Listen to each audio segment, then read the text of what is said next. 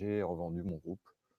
Voilà, donc aujourd'hui, je suis un entrepreneur avec un peu plus de moyens qu'avant.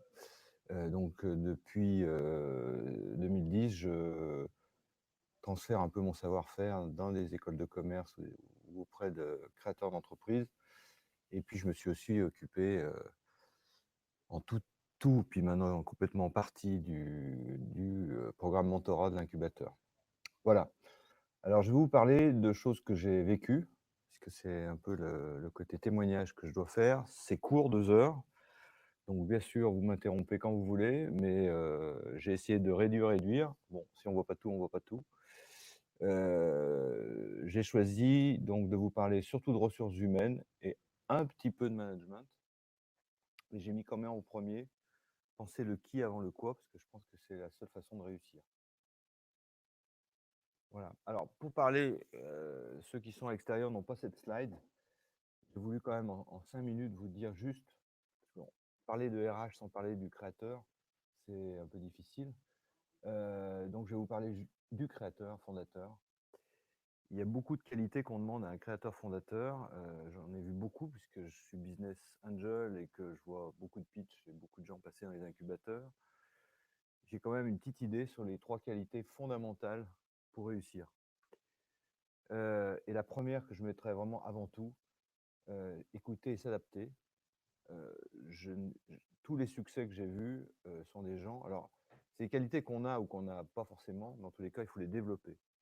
Écouter et s'adapter, c'est en fait la base du business.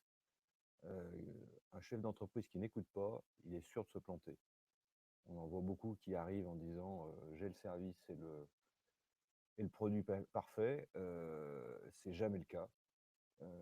Donc, il faut d'abord écouter ses clients, surtout ses early adopters, et puis travailler par itération en disant qu'est-ce que je dois améliorer, qu'est-ce que je dois changer, voir qu'est-ce que je dois complètement bouleverser, parce qu'on voit des business models qui partent sur un service et qui, si la personne est très entrepreneur, change complètement de business model. Donc écouter, s'adapter, c'est la base. Je l'ai appris à mes dépens quand, au bout de 4-5 ans d'Atalante, je trouvais qu'on ne vendait pas beaucoup, jusqu'au jour où j'ai fait faire une formation à mes vendeurs, enfin mes commerciaux qui étaient à cette époque plutôt au téléphone et en boutique, et que le coup près est tombé. On m'a dit, mais vos commerciaux, ils sont géniaux, ils sont tous des voyageurs passionnés, on ne peut pas trouver mieux, mais sauf qu'ils parlent de leur voyage et ils n'écoutent pas le client. Donc on va d'abord leur apprendre à écouter le client, parce que le client, il vient avec une idée de voyage, et il n'a pas envie qu'on lui raconte le voyage que le commercial a fait.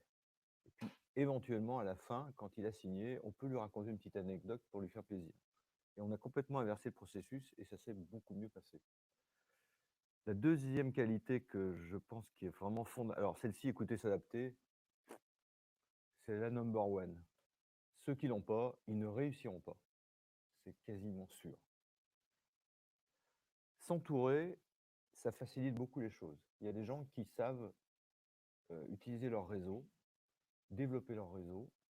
Vous avez la chance d'être à l'Amion où il y a un réseau qui est gratos quand on va sur les anciens. Utilisez-le, utilisez-le. C'est clé aussi parce que on ne réussit pas tout seul.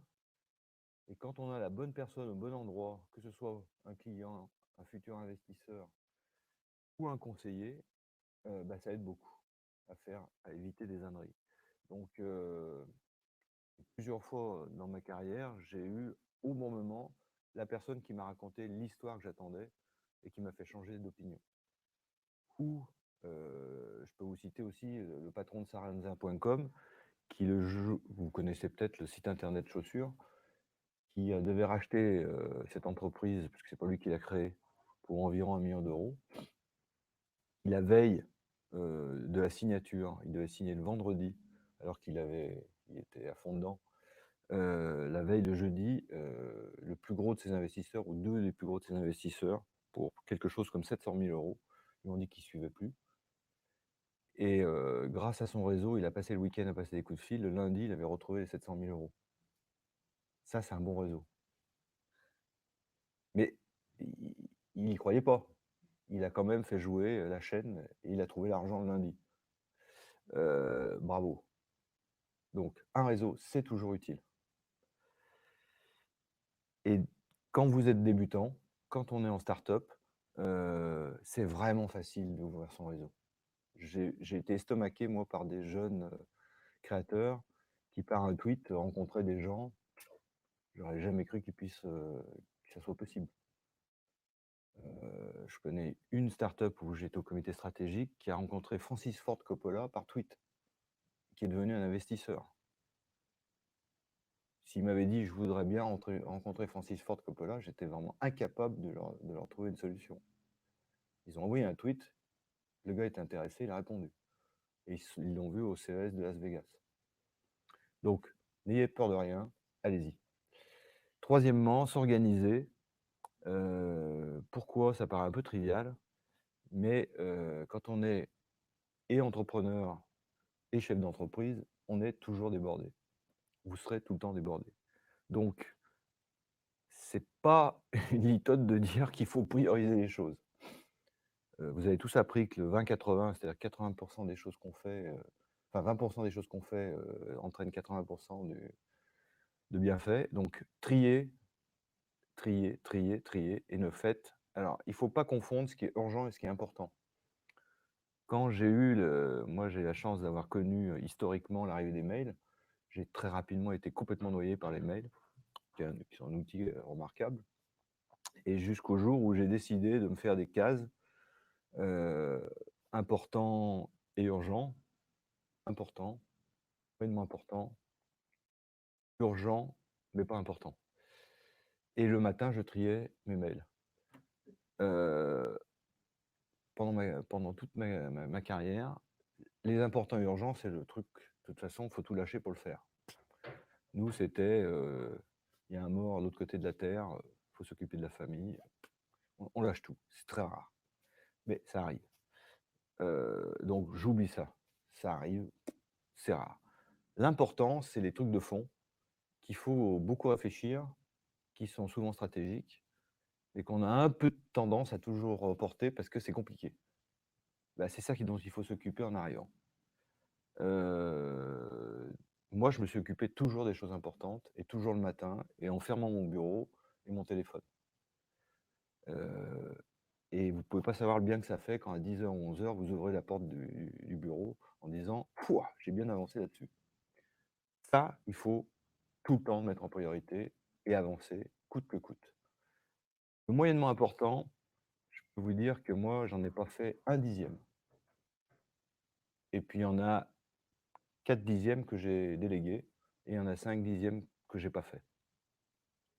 À tort, mais je l'ai pas fait parce que j'ai pas eu le temps et j'ai pas pu le déléguer correctement. C'est moins grave que l'important. Et puis le urgent et pas important, je n'ai jamais fait, du jour où j'ai décidé de faire ça, je n'ai jamais plus répondu à quelque chose d'urgent et pas important. Et c'est pas grave. Donc savoir s'organiser, il y a des gens qui savent, c'est fondamental. J'avais même institué, pour la petite anecdote, dans mon entreprise, pour que chacun ait des temps fondateurs pour réfléchir à son travail, comme on était en open space, on avait avec mon associé acheté des casquettes rouges et quand les gens avaient les casquettes rouges sur la tête, on avait interdiction de les déranger. Ça a très bien marché.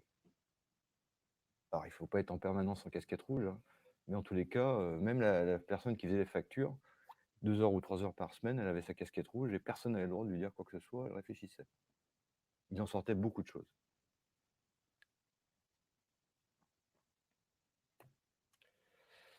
Alors vous, vous allez nous voir, bien jeunes là, c'est il y a quelques années.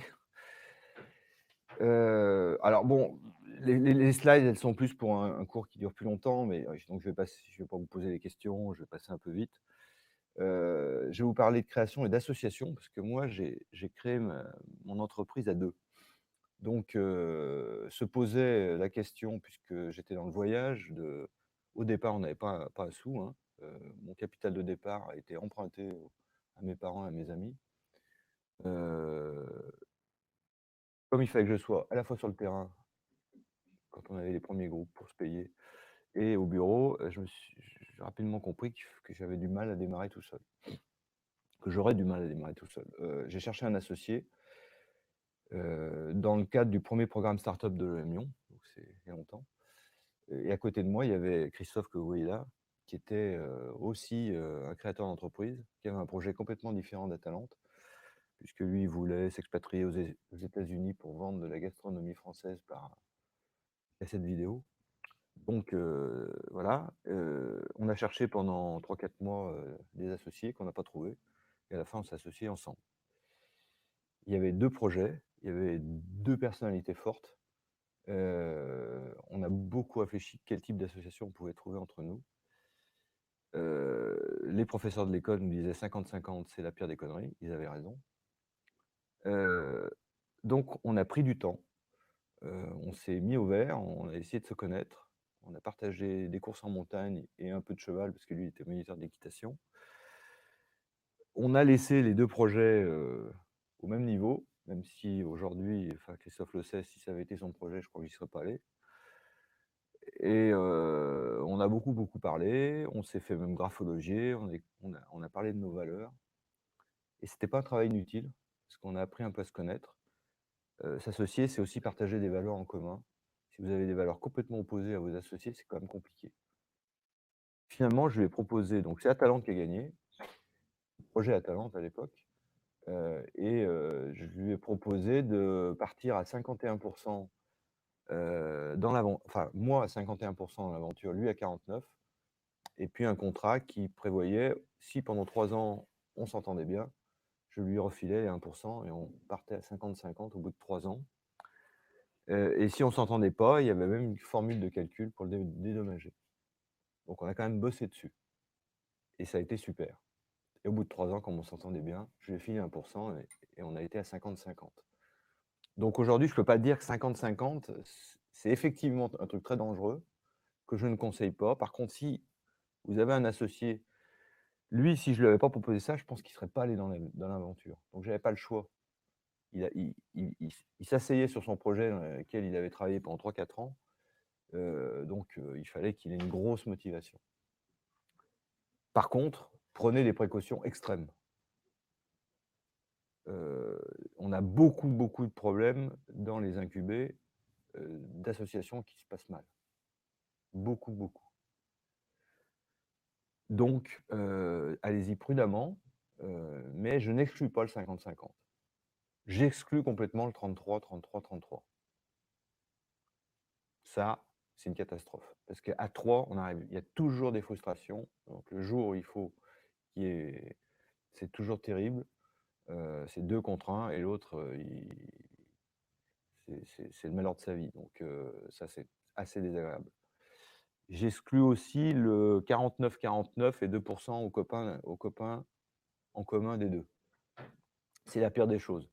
Le jour où vous clashez, c'est celui qui a 2% qui connaît rien à la boîte, qui a le pouvoir. Énorme connerie. Donc ça, faut pas faire. C'est arrivé, hein, à l'incubateur, que même des gens de l'incubateur, des profs, prennent 1% d'une boîte pour départager des gens. Inimaginable. Donc soyez prudents. Donc là, c'est le résultat de ce que je vous ai dit. Le passage de 51 à 49. Je peux aussi rajouter qu'en 24 ans, il y a eu 3 fois des clashs avec Christophe. Et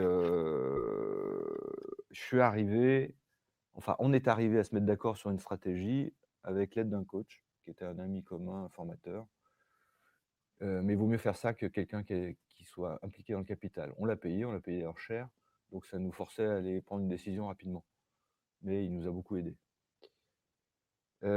Qu'est-ce que je peux dire d'autre? J'ai eu une rencontre qui m'a aussi beaucoup marqué, donc j'essaie d'aller assez vite, hein, j'essaie pas trop de débit.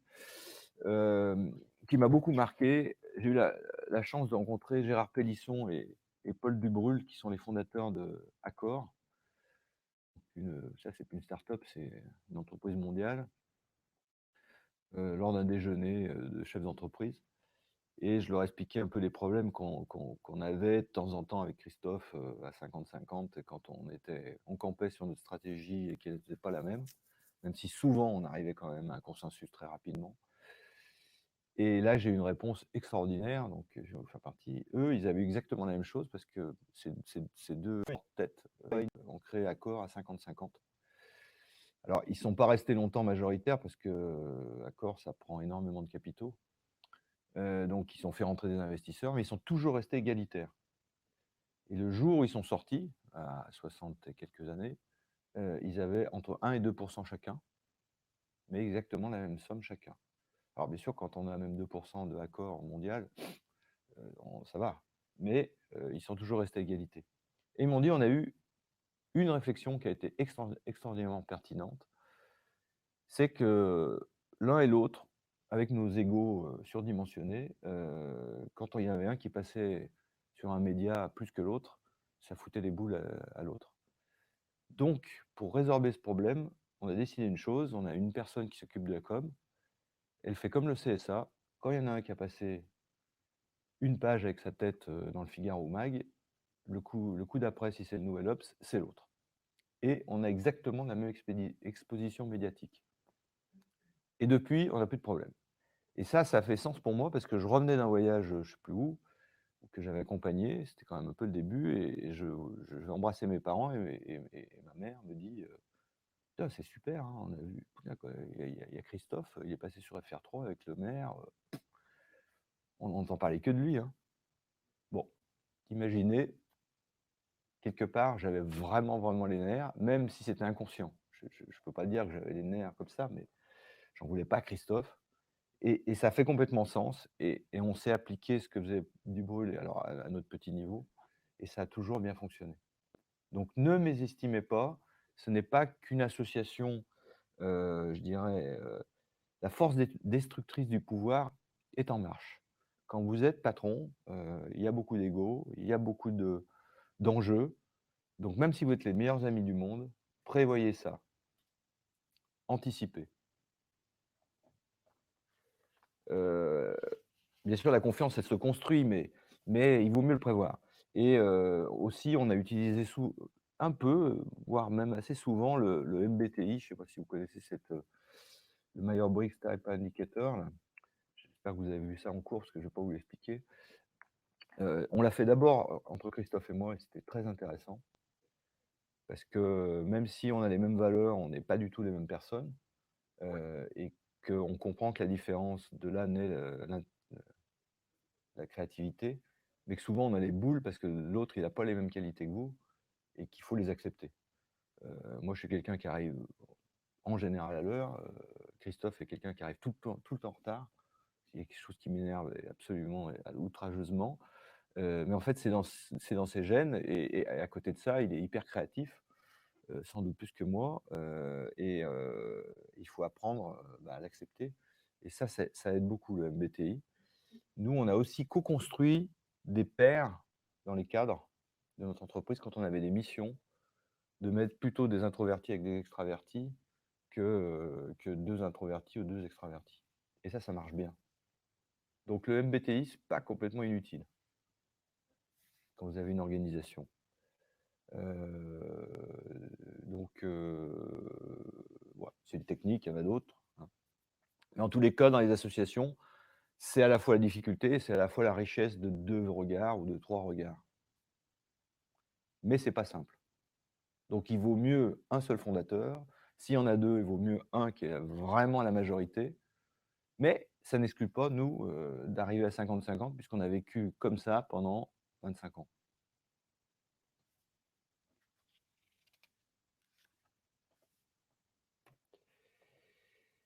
Alors je vais toujours vous parler du qui avant le quoi. Je ne sais pas s'il y a des questions. Ça doit peut-être vous faire sens par rapport à vos associations, donc n'hésitez pas à en parler. Heu, on a parlé du créateur, on a parlé des associés, on va parler un peu plus des hommes. Heu Alors là, je le dis pas, mais je crois que je vais vous le dire tout de suite. On ne gagne pas seul. On gagne pas quand on a toute une boîte. On gagne avec les meilleurs des salariés. Ce qui fait gagner une entreprise, ce qui fait réussir, c'est ni le créateur, ni l'ensemble de l'entreprise, c'est les meilleurs salariés. Ceux-là, il faut les recruter, il faut leur donner du boulot, il faut les garder.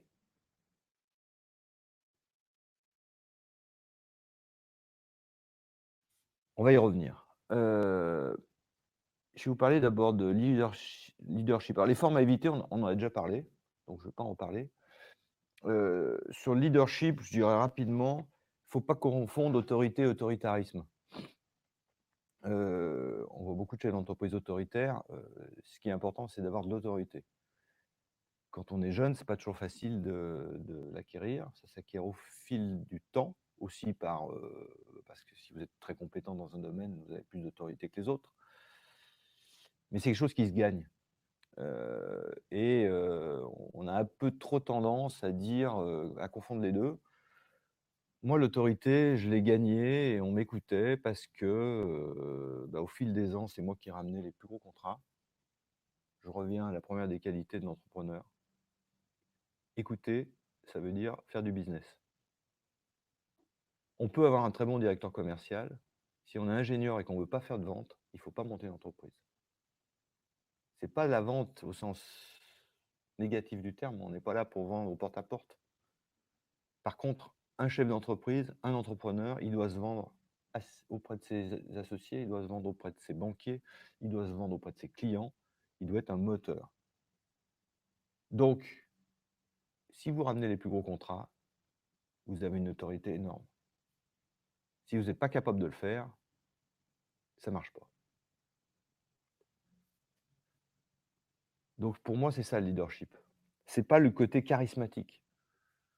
Il va y avoir un leader charismatique et 99 autres qui ne sont pas charismatiques et qui marcheront tout aussi bien. Je dirais même le charismatique, c'est très compliqué. Parce que moi, j'ai racheté une boîte avec un directeur charismatique. Pour s'en séparer, c'est une calamité. Parce qu'il traîne tellement les gens derrière que même si lui veut partir, on est incapable de le remplacer. Parce que ce gars, il a une aura extraordinaire, une intelligence supérieure. Bon, très compliqué. Donc, pour moi, le leadership, ce n'est pas forcément le mec le plus brillant, mais c'est celui qui a, par autorité, gagné progressivement, sait se faire écouter. Voilà. Et en particulier dans la conquête commerciale. Mais pas que. Sarenza.com, dont je vous ai cité, là, il a gagné de l'autorité. Je veux dire, quand en 4 jours, il trouve la somme, chapeau. Bon. Et par contre, l'autoritarisme, ça ne marche pas. Hein. Encore moins aujourd'hui, hein, quand on voit les formes de délégation. Majorité ou minorité? Moi, j'ai toujours eu un avis un petit peu différent de ce que j'avais appris à l'EM. Je pense que la majorité, c'est très bien. Par contre, suivant les boîtes qu'on crée et le marché à laquelle on s'adresse, on ne peut pas toujours garder la majorité. Si vous êtes dans un marché extrêmement concurrentiel et de masse, avec des gros investissements, type Accor, vous n'avez pas le choix. Ou vous acceptez de perdre votre majorité et vous y allez, ou vous n'acceptez pas et vous ne pouvez pas gagner. Par contre, si vous êtes dans un truc techno, vous avez une toute petite cible que vous pouvez très bien conquérir tout seul avec un petit peu d'aide bancaire et un autre associé minoritaire, gardez bien votre majorité. Il y a des cas comme Accor où les gars ont terminé à 2% chacun et sont restés dans la boîte, mais je connais aussi des gens qui sont passés minoritaires et qui, un an après, ont été éjectés de leur boîte. Donc, ce n'est pas complètement négatif. Nous, quand on a vendu l'entreprise, moi je suis sorti, Christophe est resté, il était persuadé qu'on allait avoir des moyens multipliés par 10 et qu'il allait s'entendre. Un an après, il a été éjecté, ce que j'avais prédit. Donc, méfiance. Voilà. Je ne suis pas du tout contre la minorité, c'est une façon d'aller de l'avant beaucoup plus vite, mais il faut le faire si c'est utile. Dans la direction, j'ai mis là 3 choses qui sont importantes. On oublie un peu. Bon, surtout nous, à l'époque, on ne parlait pas de ça. J'aurais bien aimé avoir un mentor comme on le propose. Je fais un peu de pub pour le mentorat. Parce qu'on est un peu seul. Bon, moi, j'avais la chance d'être quand même à 2, mais on se trouve seul, se confronter à quelqu'un d'expérience qui a un regard extérieur et qui est pas aux manettes, c'est quand même très bien. Alors, il faut le trouver, mais bah, dans le cadre de l'incubateur, on est là un peu pour ça, mais même si vous êtes plus dans l'incubateur, d'avoir une personne ou un comité ou encore mieux, un comité stratégique, je pousse vraiment à faire ça.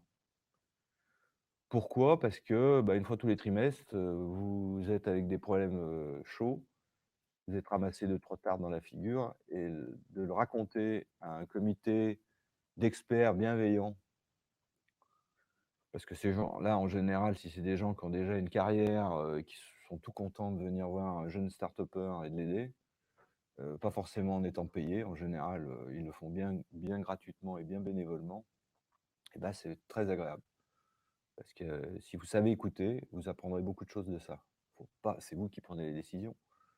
Mais un comité stratégique, si vous le manipulez bien pour qu'il sorte quelque chose de ça, que les gens sont dans votre domaine, mais dans différents domaines, qu'il y ait une bonne représentativité de votre métier ou de vos techniques, c'est extrêmement performant. De même, si vous êtes dans la techno, de créer un comité scientifique. Je dirais encore plus, dans le comité scientifique, il y a une dimension un peu différente. Il y a aussi une dimension vis-à-vis de l'extérieur, de renommée. Si vous êtes dans un domaine, je pense au supercalculateur, et qu'il y a le président de l'université de je sais pas quoi, qui est spécialisé dans les supercalculateurs, de l'avoir dans votre board, heu, même en Skype, s'il est de l'autre côté de la terre, vous pouvez le mettre dans votre truc, «J'ai monsieur machin», c'est extrêmement performant.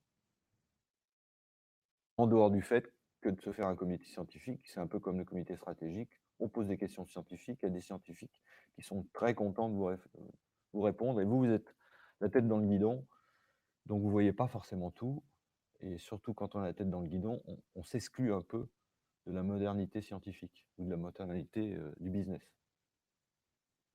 Donc d'avoir des avis extérieurs, c'est clé. Quant au comité de direction, bah là, c'est trivial, mais il faut pas oublier de le faire. Il y a des boîtes qui ne le font plus. Comité de direction, c'est, de définir avec les cadres, même si vous êtes tout petit, avec vos premiers salariés, bah, la ligne directrice de votre boîte et là où vous voulez aller. Et c'est un échange extrêmement fort pour vous, mais surtout pour ceux qui vous écoutent. C'est clair, on sait où on va. Et ça paraît trivial, il y a énormément d'entreprises qui ne font même pas leur comité de direction. Puisque le patron sait qu'il sait où il veut aller et qu'il le dit par mail à tous les autres. Ça marche.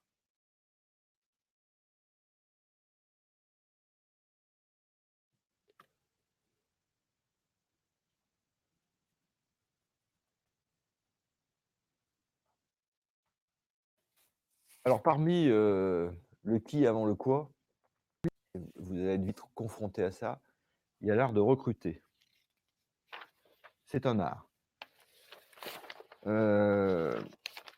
Donc je vais revenir à ce que je vous ai dit. Il n'est pas important de recruter des gens, il est important de recruter les meilleurs.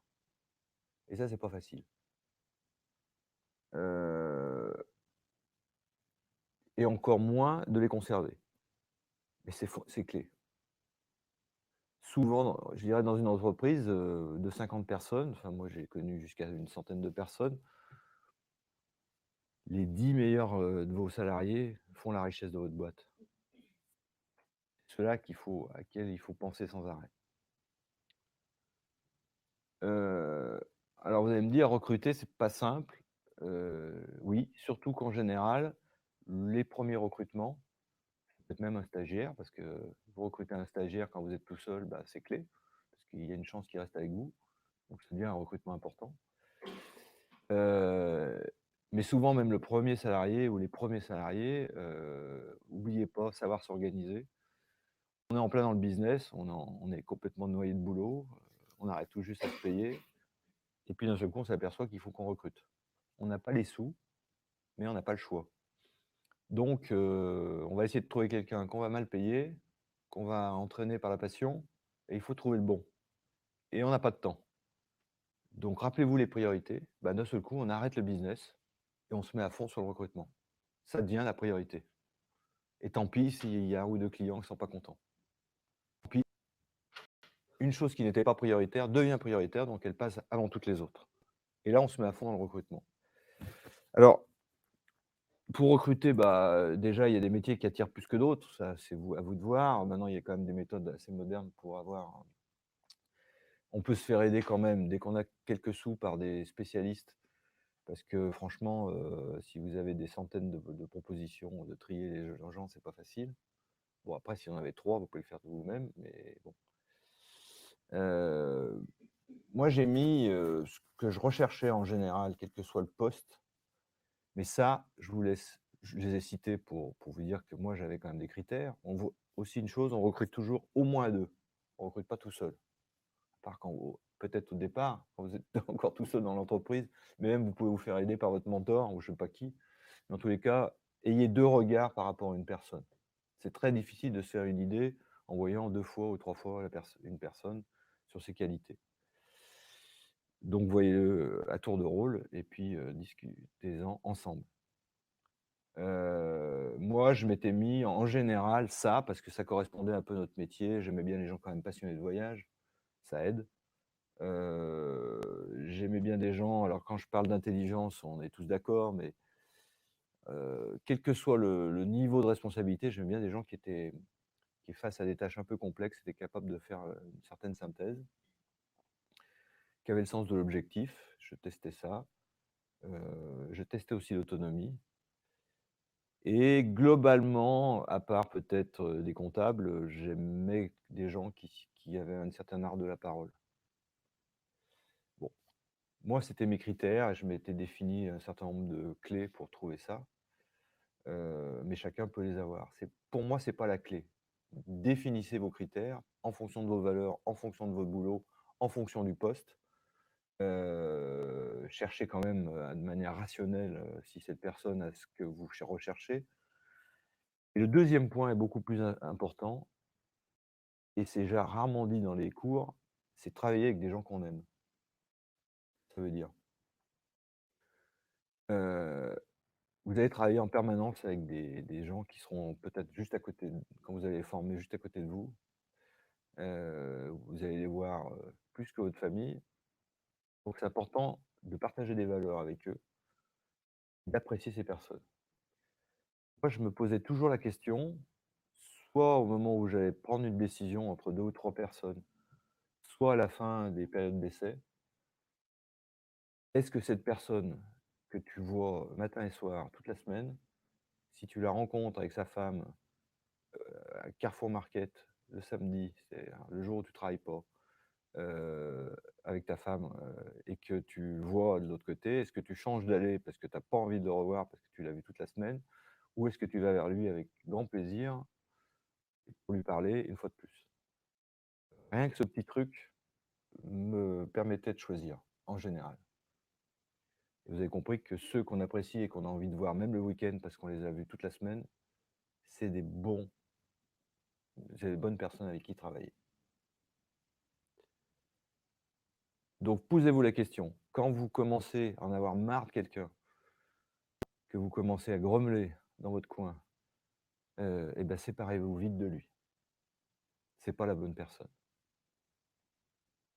Donc il y a 2 critères. Un, l'efficacité, ça c'est les meilleurs, mais c'est pas le seul. C'est aussi quelqu'un qui est efficace, mais qui a pas du tout les valeurs que vous avez, qui vous enquiquine du matin au soir, c'est pas mieux.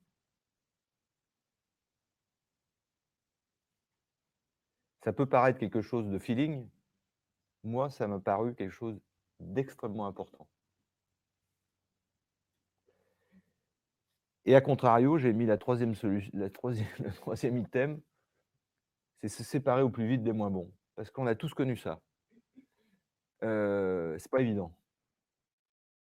On essaye avec quelqu'un, on croit, on est tellement content d'avoir recruté, enfin, on est en train de le former, ça fait 6 mois qu'on le forme, on s'aperçoit qu'il est pas bon. Et ça, on veut pas se le dire. Donc et puis on veut pas se le dire, par ego personnel et puis aussi socialement. Et cette personne, ça fait 6 mois qu'elle est là, si je la mets à la porte, quel malheur pour elle. Donc il y a un petit côté aussi, c'est une erreur. C'est pas un service à lui rendre. Quelqu'un qui n'est pas à sa place, il va pas vous servir dans votre boîte, ça c'est quand même votre priorité. C'est pas très bon pour lui parce qu'il va piétiner et un jour ou l'autre, il va claquer la porte furieux devant ses échecs. Donc il vaut mieux le réorienter. Et ça, c'est jamais facile parce qu'en général, elle a toujours tendance à attendre. Plus vous attendez et plus vous perdez du temps et d'efficacité. Donc, vous n'êtes pas content, il n'y arrive pas dans les objectifs que vous étiez mis, mais c'est pas les bien sûr qu'à 10 on peut lui donner une chance de plus, mais il n'est pas du tout dans les clous. Il s'entend pas avec certaines personnes de la société. C'est pas la bonne personne. Voum! Dehors. Pas d'état d'âme. Après que vous essayez de l'aider, dans sa reconversion, pourquoi pas? Mais ne prenez pas des gants là-dessus. Chaque fois que moi j'ai eu des gens que j'ai voulu coucouner parce qu'ils avaient des problèmes personnels et qu'on s'en sort pas et que bon, ça a duré et ça a fini par clasher et ça m'a coûté un bras. Je l'aurais fait avant, ça aurait été dur psychologiquement, mais ça m'aurait coûté beaucoup moins cher et lui, ça l'aurait aussi servi. Donc n'hésitez pas. Le 4e point, vous pouvez le lire, hein, c'est assez clair. Mettre les meilleurs face aux meilleures opportunités, pas face aux problèmes à résoudre. Un chef d'entreprise ou un cadre, et là il fait une énorme erreur, c'est quand il a quelqu'un de bon qu'il a formé, on a tendance à lui dire: «Putain, j'ai un suprême problème merdique, comme il est très bon, je vais lui donner le problème merdique et il va me le résoudre». Non. Vous avez une super opportunité que vous avez envie de développer, bah filez-lui. Et lui, il va s'éclater et il va vous le développer peut-être mieux que vous. Et puis vous êtes chef d'entreprise, donc la merde, vous la gardez. C'est malheureusement une chose qui incombe au chef d'entreprise. Donc le truc hyper compliqué, la négociation épouvantable, où on sait qu'on ne va pas s'en sortir, c'est à vous de le faire, pas à votre meilleur salarié. Par contre, le canal où on sent que ça va exploser, il va s'éclater et il restera toujours avec vous et il va vous servir énormément. Donc, allez-y. Et ça, c'est aussi un travers que j'ai vu dans plein de PME. Ah ouais, j'avais un mec super, finalement il a clashé, je lui ai donné ce problème, il a pas réussi et bah, il m'a claqué dans les doigts. Erreur, erreur. Donc ça c'est assez clé.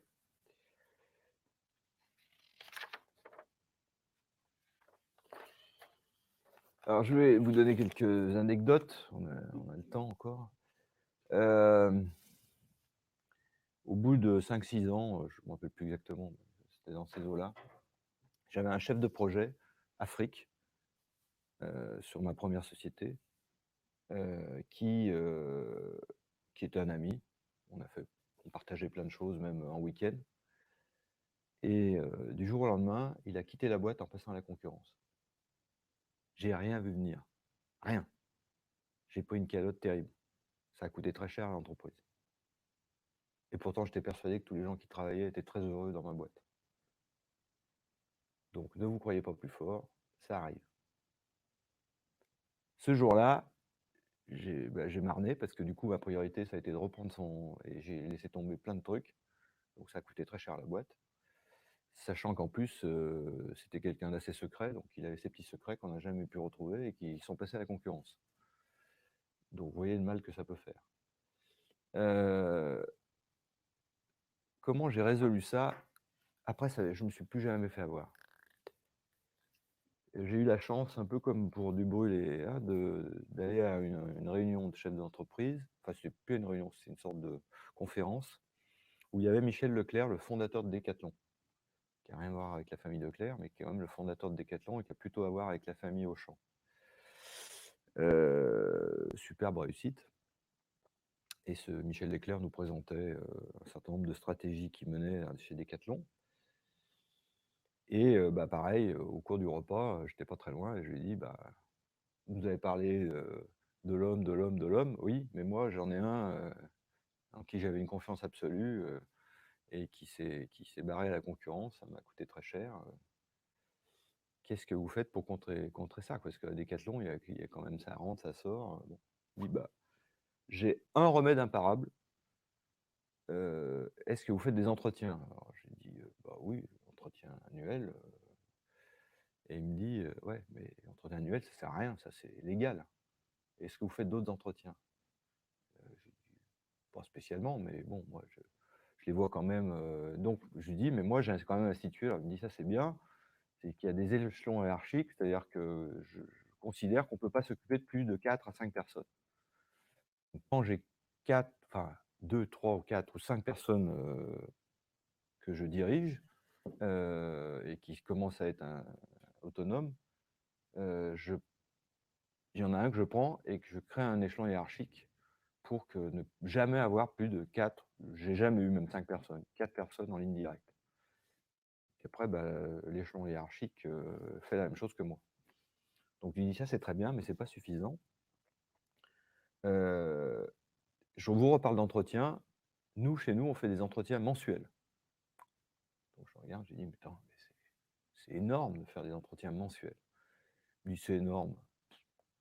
Vous avez 4 personnes maximum en ligne directe, ça va vous prendre entre un quart d'heure et 2 heures s'il y a un énorme problème par mois, multiplié par 4, c'est, c'est entre 2 heures et une journée. Si vous comptez que vos salariés vous aident, c'est quand même clé».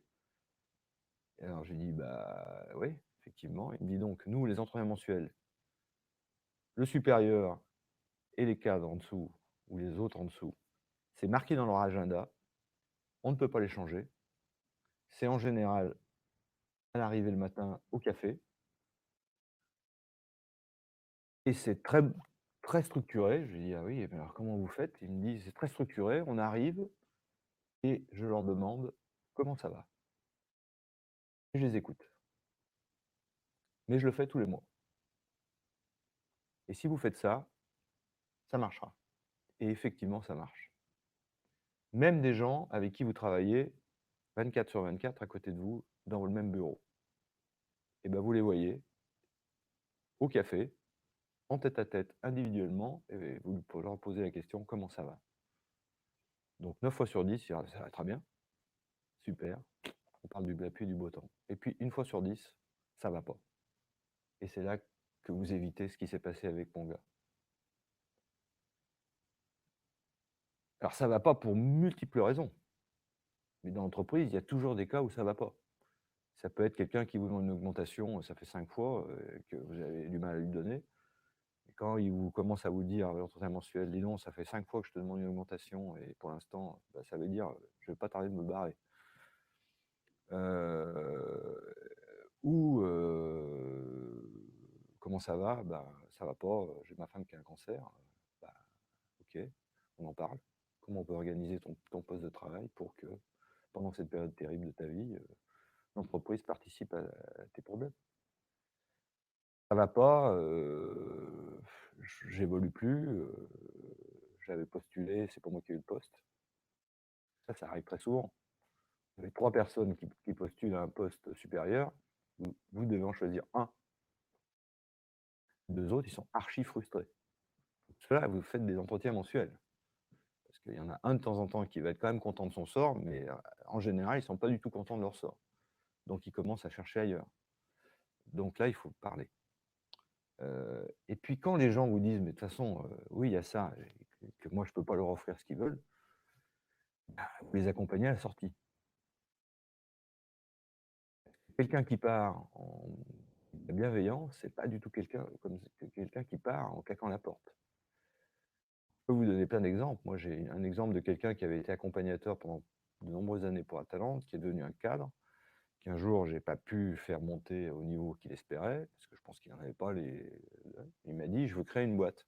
De toute façon, j'en ai ras-le-bol, vous êtes un peu mon exemple. Ben, moi, il m'a avoué un matin, il m'a dit: «Je ne veux pas tarder de partir parce que je suis en train de créer une boîte».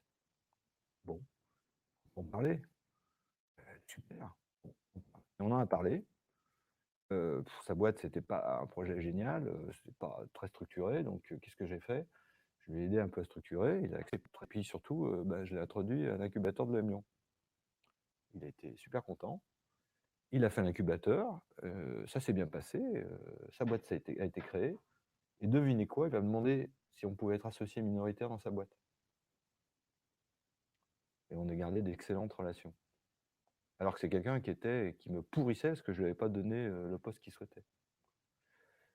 Autre exemple, la responsable de l'aérien qui avait fait une carrière, très longue avec nous, a dit un jour: «Moi je me barre, j'ai envie de voyager, j'en ai marre d'être dans un bureau, on vend des voyages, mais on voyage plus». Et je l'avais fait un peu voyager, mais je pouvais pas tout le temps la faire voyager. On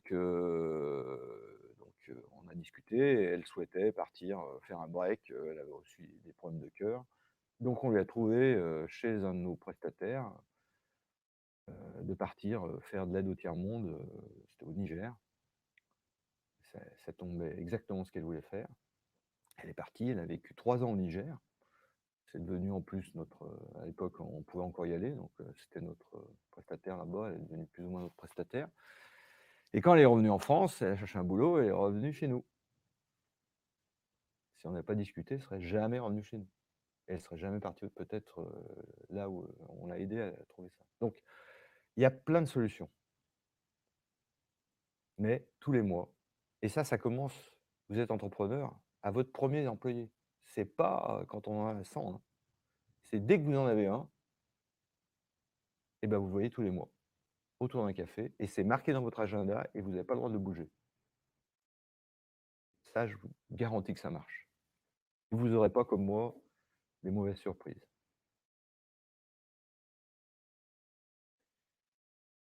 Le pire que j'ai eu à affronter, parce que j'ai du temps, ouais, parce que c'est quand même très parlant ça. Heu, J'avais, un de mes directeurs de filiale, donc là on était beaucoup plus gros, j'avais recruté avec, grand bonheur et qui était un ancien HEC, donc on n'avait pas du tout les moyens et qui avait accepté de venir chez nous, pour prendre la direction de la filiale avec un salaire, amputé d'un tiers.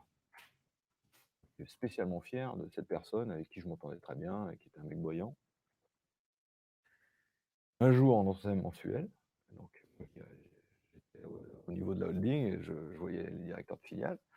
Et un jour, au niveau de l'entretien mensuel, il me dit: «Frédéric, je suis super emmerdé». «Ouais, qu'est-ce qu'il y a?» «Je suis dragué par notre principal concurrent». Mais plus que dragué, ils sont venus me voir et ils me proposent la direction d'une boîte plus grosse que celle qu'il avait, en doublant mon salaire. C'est une technique, hein, pas que j'ai jamais fait, mais les concurrents, n'ayez crainte, ils font ça peut être très, très méchant, hein. Donc je l'ai regardé et j'ai dit: «Bah, il faut qu'on en discute». Il m'a dit: «Ouais, mais je crois pas qu'on puisse en discuter. Comment je peux pas refuser un tel poste».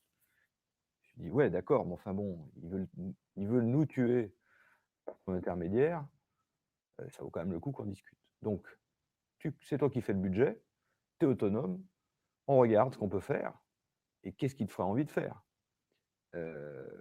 Donc on a regardé, on lui a augmenté, moi, plus ou moins de 50 son salaire. On l'a expliqué à tous les employés, parce que c'était quand même une pilule difficile à avaler. Nous, tout le monde disait ses salaires, donc c'était pas donc voilà. On lui a aménagé un rôle, dans le comité stratégique de la holding et il est resté. Clé, quand vous avez des très bons, voyez-les tous les mois et gardez-les. Donc même quand vous faites, on me parle souvent, et ça échange, de politique de motivation, d'intéressement. Bon, bien sûr, il y a l'intéressement légal, mais réfléchissez, si vous mettez un problème de rémunération à l'intéressement, à ce que les meilleurs aient les meilleures primes. C'est un peu cynique, mais les mauvais, qu'ils aient pas de prime, c'est pas grave, hein. Les mauvais, s'ils partent, c'est pas grave. Les bons, c'est très grave.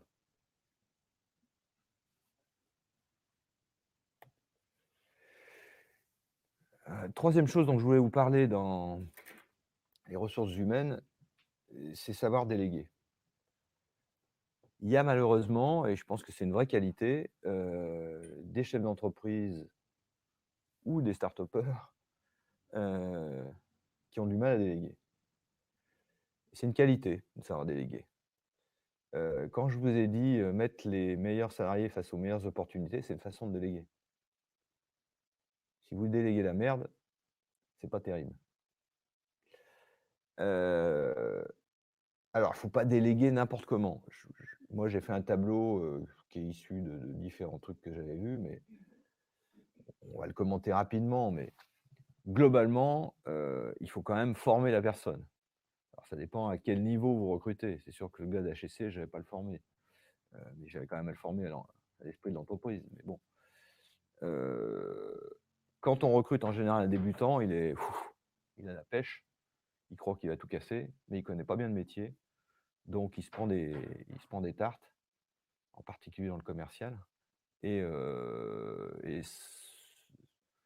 son degré de motivation a tendance à baisser avec les échecs qu'il a. Donc c'est là où vous avez un rôle d'être encourageant et directif. Directif parce que la personne ne sait pas vraiment, comment définir des objectifs, donc il faut l'aider. Il ne faut pas lui laisser trop le choix, c'est vous qui décidez. Mais par contre, il faut être hyper encourageant parce que de toute façon, il y aura des échecs. Donc si chaque fois qu'il y a un échec, vous lui dites: «Bah, tu es mauvais», c'est pas terrible, quoi. Quand il devient élève, c'est-à-dire qu'il commence à connaître un peu mieux la boîte et les techniques, bah, il faut encore continuer à l'encourager parce qu'il est encore pas très bon dans ses résultats. Vous décidez pour lui un certain nombre de choses, mais il faut quand même commencer à échanger, et sa motivation est en général en berne, parce que c'est une période où c'est dur. On a subi pas mal d'échecs, l'ego en a pris un coup, et il faut continuer. Donc ayez tendance encore à l'encourager, à l'aider, à passer du temps. Par contre, sachez déléguer, c'est quand on est au milieu du chemin.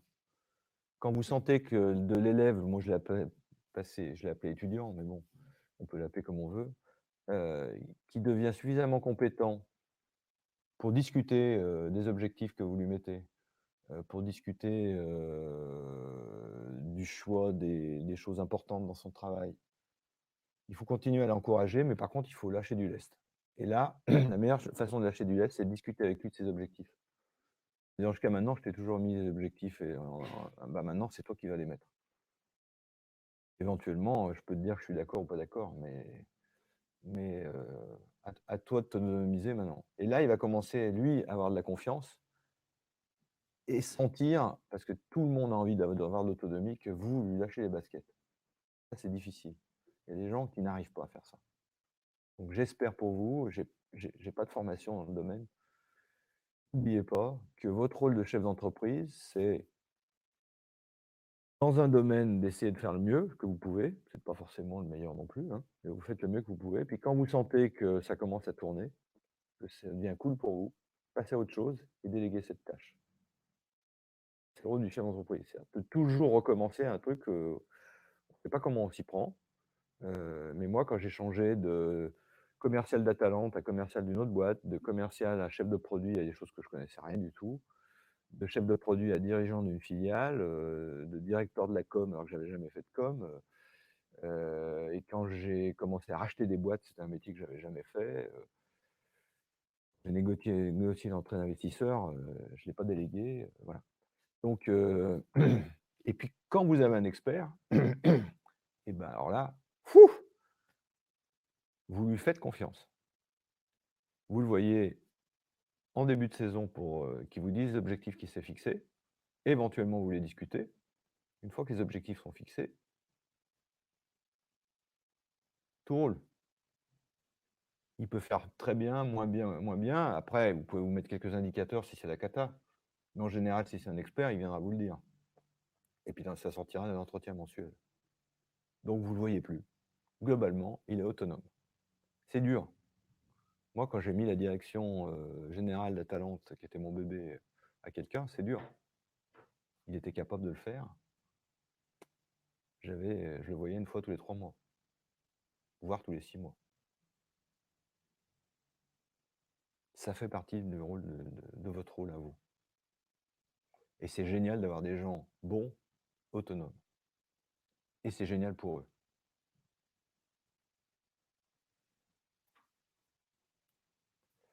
Donc ça, c'est une phase qui est importante. C'est pas aussi là, c'est un peu théorique, hein. C'est pas tout à fait comme ça que ça se passe, mais ayez conscience de ça. Ayez tendance à un peu trop déléguer que pas assez. Testez les gens. Il est élève ou il est étudiant? Je laisse et je me mets quelques indicateurs. Bon, il s'en sort pas, il a l'air démotivé, je reprends un peu la main. Je croyais qu'il était pas capable, finalement, il a super résultat, il s'en sort très bien. Fouf! Je continue à les déléguer. Plus, plus vite et je fais autre chose. C'est pas le boulot qui manque pour le chef d'entreprise.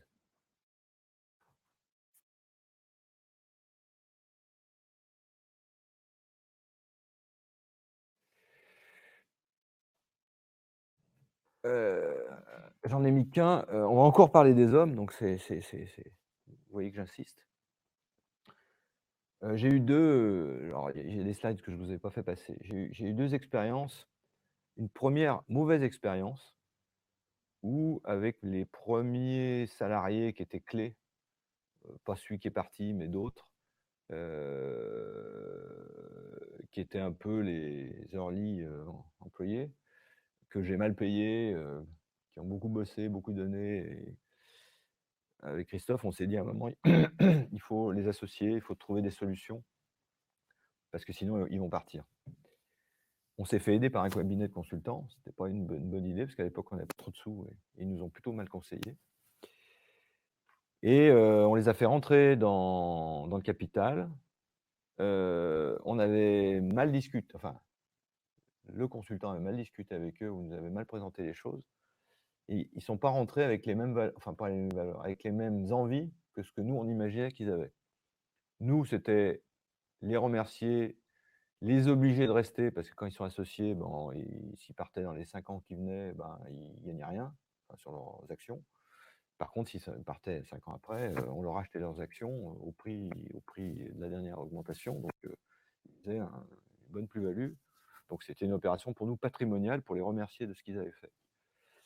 Eux, c'était, bah, comme on a des actions, on va être vachement proche de Christophe et Frédéric et on va prendre des décisions avec eux et c'était pas du tout ce qu'on avait imaginé. Donc ils ont été un peu frustrés, ils nous l'ont dit après et résultat des courses, ça a pas mal marché parce qu'il y a quand même des gens qui sont restés. Mais quand on a 5 ans après, on est arrivé au bout de la période de transition, 4 sur 5 sont partis. Pour moi, c'est un échec cuisant.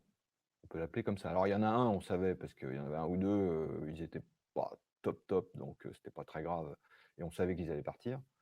Mais il y en a quand même 2 sur 5, on pensait pas du tout qu'ils allaient partir et ils ont touché leur pognon et ils sont partis. Donc très moyen.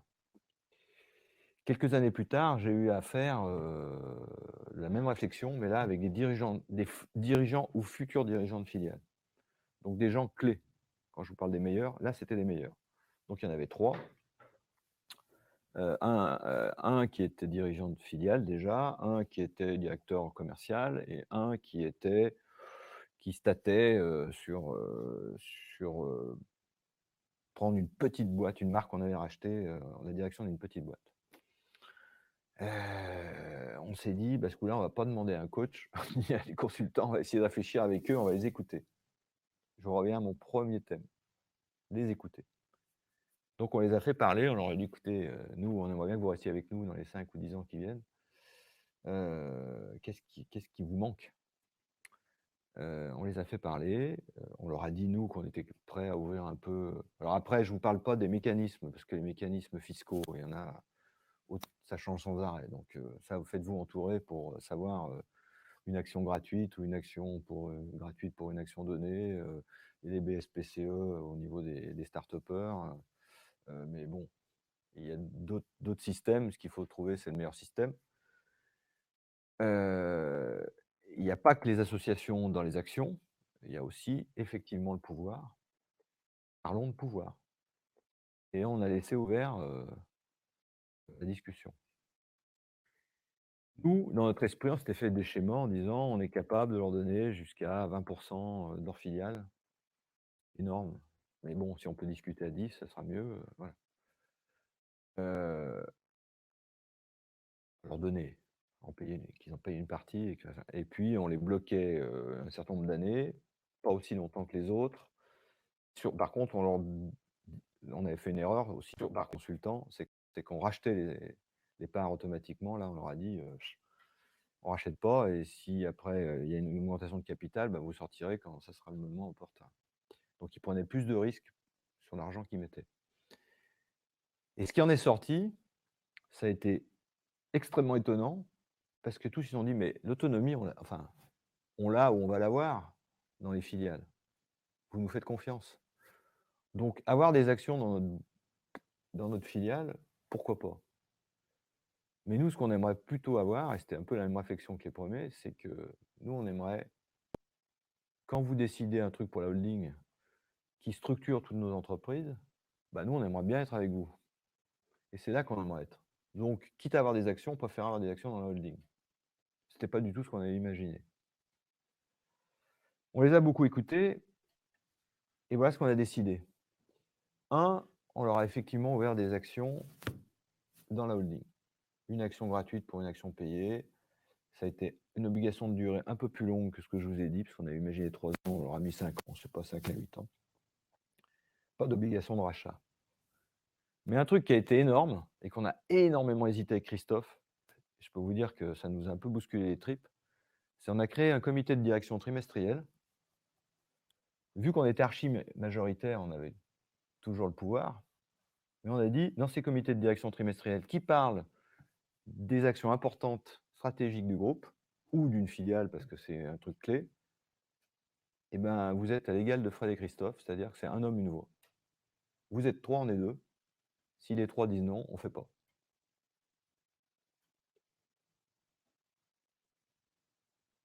Et ça a duré une dizaine d'années. Ils sont tous restés. Même celui qui a été appelé à doubler son salaire pour passer chez le concurrent. Et,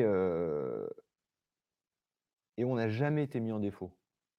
On a eu des fois une personne, je crois une fois 2 personnes qui étaient pas chauds ou contre. Mais on a toujours pris la décision à la majorité.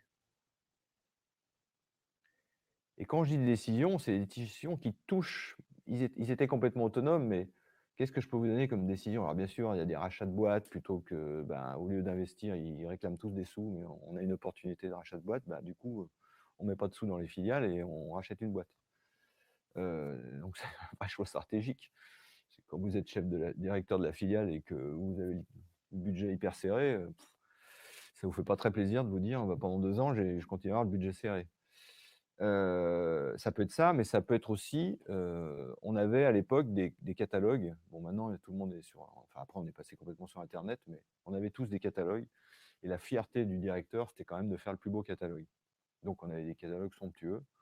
Alors bon, Continent Insolite dans le luxe, il y avait encore des trucs beaucoup plus somptueux qu'Atalante dans le trek, mais peu importe, on avait tous des catalogues et c'était la course aux catalogues, images, communication, machin. Et tous les catalogues étaient différents. Il y en avait des comme ça, il y en avait des comme ça, il y en avait des petits, il y en avait des gros, avec des logos différents, des images différentes, machin. Bon, a priori, c'était des filiales qui n'avaient peu de relations entre elles, donc ça paraissait pas gênant. Et un jour, avec Christophe, on s'est dit: «Mais stratégiquement, c'est une connerie. Il y a des gens, ils font un voyage de luxe, ils peuvent bien faire un voyage de trek ou un voyage de golf. Donc ils devraient les gens devraient savoir que c'est quand même on est tous la même famille, quoi». Heu à l'époque, c'était Christophe qui dirigeait Atalante et il avait décidé un truc génial. Il avait fait il était passé d'un catalogue, plutôt grand format, à un tout petit catalogue type, livre de poche et il avait sorti le guide du trek. Donc vraiment un bouquin. Alors je ne les ai pas amenés, hein, j'aurais pu vous montrer, mais c'est un bouquin, un guide du trek, Atalante, et puis, ça parlait de trek au début, plein de trucs, puis après il y avait les voyages. Et ça avait eu un grand succès. C'est un coup risqué et grand succès. Donc on s'est dit: «Ce succès, qu'est-ce qu'on va faire? Et si on créait une collection de guides?» C'est-à-dire qu'on impose à tout le monde d'avoir exactement le même format, le guide du trail, le guide du golf, le guide du voyage de luxe, le guide du voyage d'entreprise, ça serait génial, on aurait un book et même on pourrait faire un coffret. Ça, c'est toucher à l'âme même de la direction d'une boîte.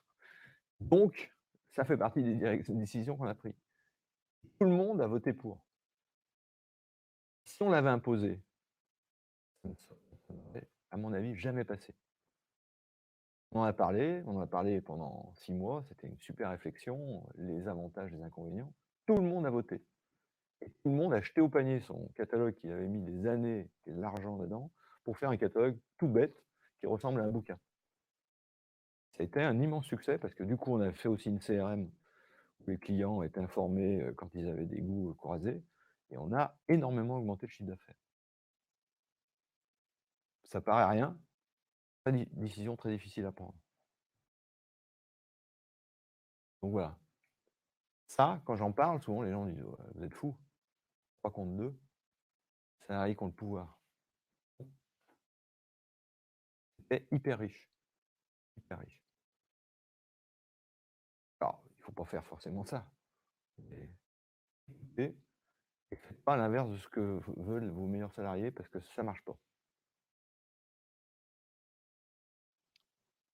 et on est resté quand même majoritaire, hein, y compris avec les investisseurs.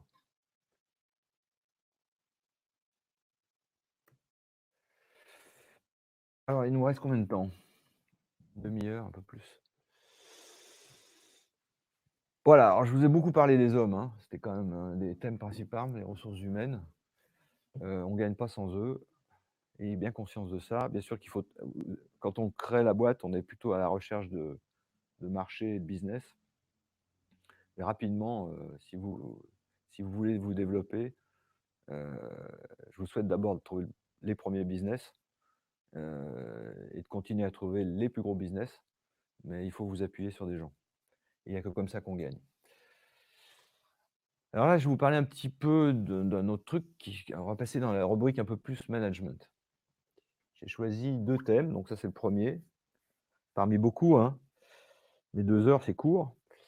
Heu, alors les 3 cercles, c'est pas moi qui ai inventé ça, c'est un Américain qui s'appelle Jim Collins, je sais pas s'il y en a qui ont lu son bouquin, qui a étudié pendant alors c'est déjà un peu vieux, hein, comme étude, mais qui a étudié, dans les années 2000, toutes les entreprises américaines qui avaient les plus gros résultats, le plus rapidement possible. C'est-à-dire qui gagnaient le plus de pognon possible et il s'est dit: «Est-ce qu'il y a des choses en commun dans ces entreprises?» Et il en a sorti un bouquin qui tourne autour de ces 3 cercles. Jim Collins, C-O-2-L-I-N-S, je crois que c'est son seul bouquin.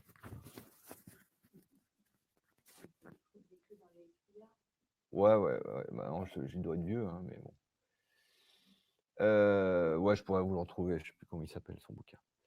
Heu, est-ce que je l'ai pas marqué? Peut-être bien.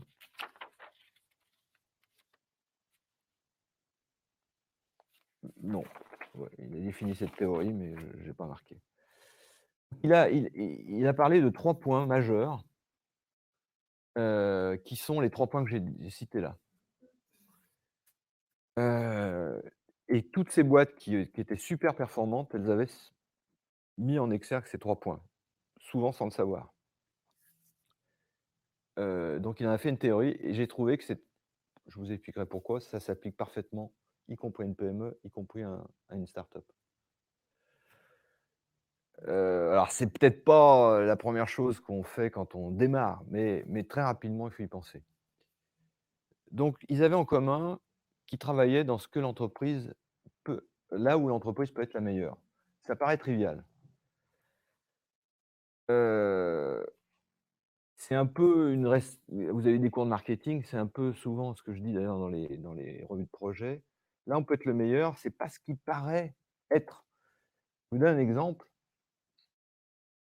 Atalante, a d'abord fait du voyage d'aventure.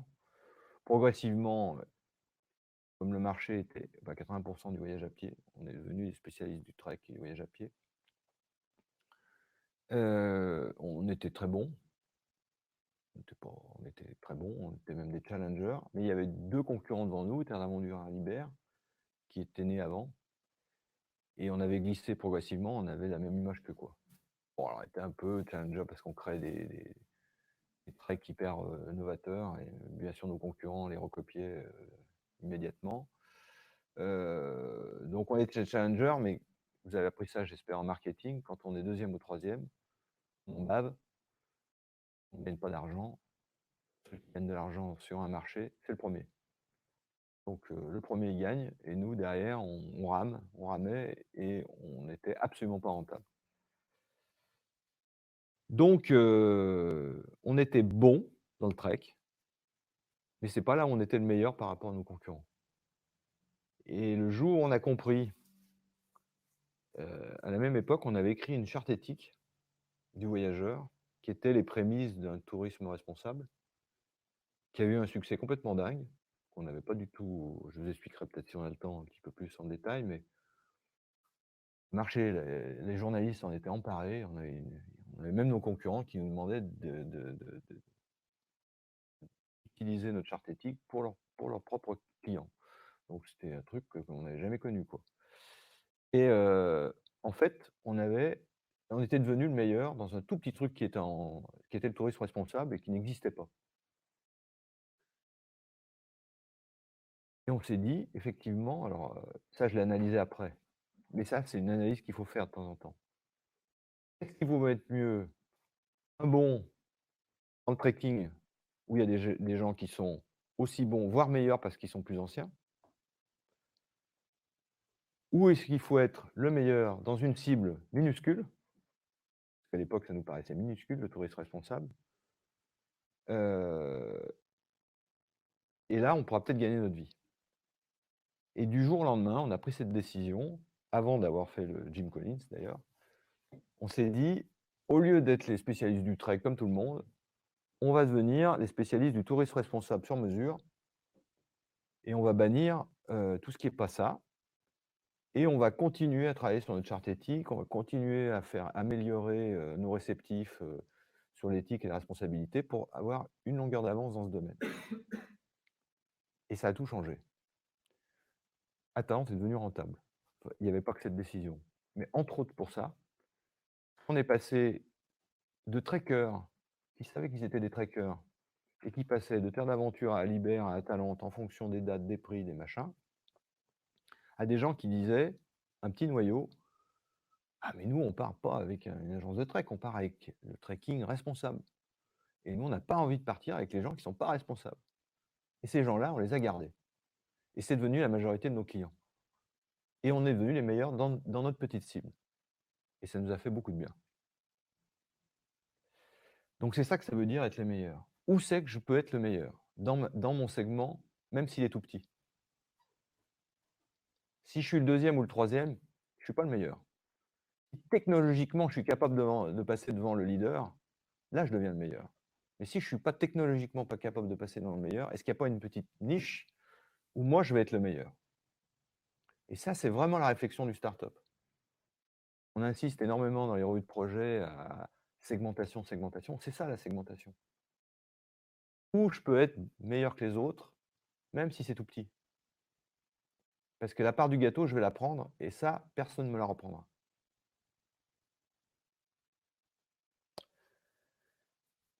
Quand on a racheté Cheval d'Aventure, c'était une boîte qui était deuxième, mais on savait qu'on avait des énormes atouts parce que, on avait travaillé sur cette question pendant des années et on pensait qu'on pouvait passer.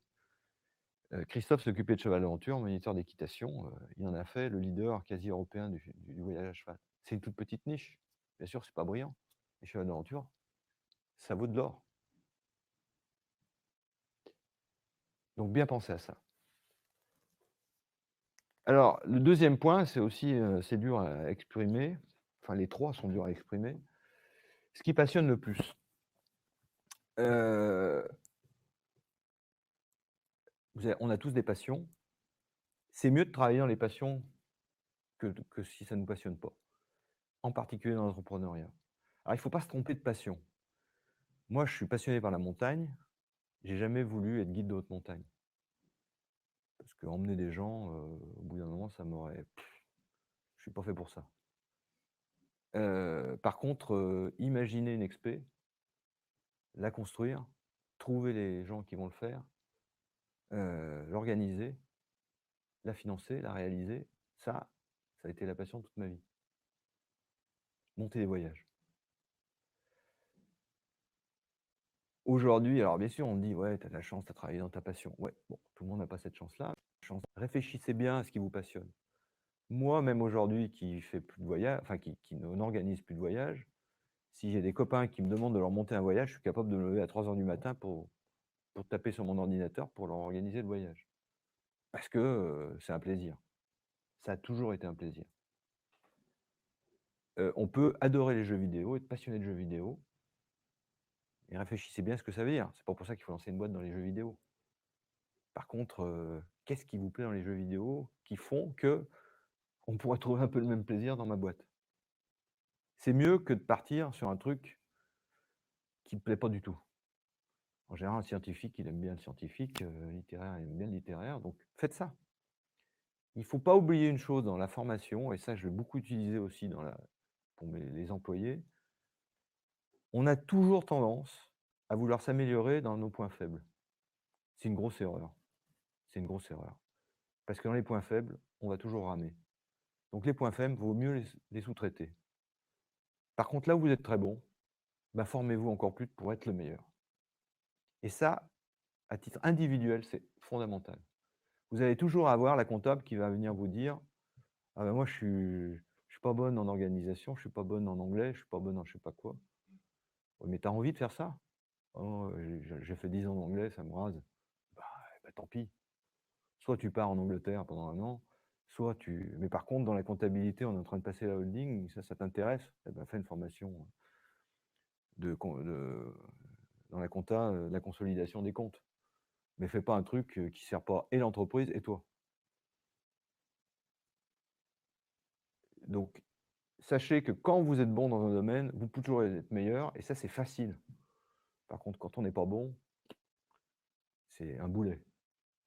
Donc je dis pas qu'il y a pas des choses de temps en temps qu'il faut quand vous êtes chef d'entreprise, il faut quand même avoir une vision un peu sur différents postes. Mais creusez pas là, vous ouais, nous par exemple, avec, Christophe, on était complètement obnubilés par le fait que alors bon, on partait d'une feuille blanche, mais on s'est dit: «Toute petite boîte avec des économies de bout de chandelle, on va tout faire». Donc on n'y connaît rien en compta. Et ben, on va se passer on va apprendre la compta et on va se passer de comptable et on a commencé et puis comme ça nous rase, ben, il y en a un qui va faire la compta pendant 6 mois, puis c'est l'autre qui va faire la compta pendant 6 mois. Imaginez l'erreur qu'on a faite, perte de temps absolue, quoi, perte de temps absolue. Bon, à l'époque, il y avait pas la compta par internet, mais même on aurait dû payer. C'est une connerie absolue. Notre premier bilan, on était très fiers, on l'a fait de nous. Faites pas ça. Apprenez à lire un bilan parce que vous êtes obligés, mais c'est tout, quoi. Donc c'est ce qui passionne le plus, il faut le découvrir.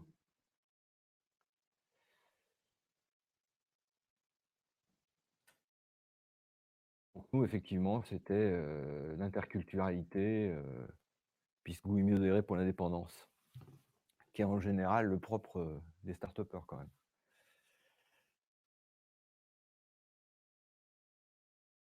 Et aujourd'hui encore, quand je vois des start-up, je m'aperçois que celles qui marchent bien, des gens qui sont hyper passionnés par ce qu'ils font. Vous transmettrez facilement votre passion, vous le verrez plus facilement le matin, donc n'hésitez pas. Si en tous les cas, vous avez 2 axes stratégiques à choisir et qu'il y en a un qui vous passionne et l'autre qui vous fait un peu suer, n'hésitez pas. Alors le troisième point, il est encore plus essentiel et c'est pas évident de le définir. Je vais vous donner pas mal d'exemples. Jim Collins, il a trouvé que ces boîtes, elles avaient foncé dans ce qui faisait tourner au mieux leur moteur économique. Qu'est-ce que ça veut dire? Je vais être très trivial.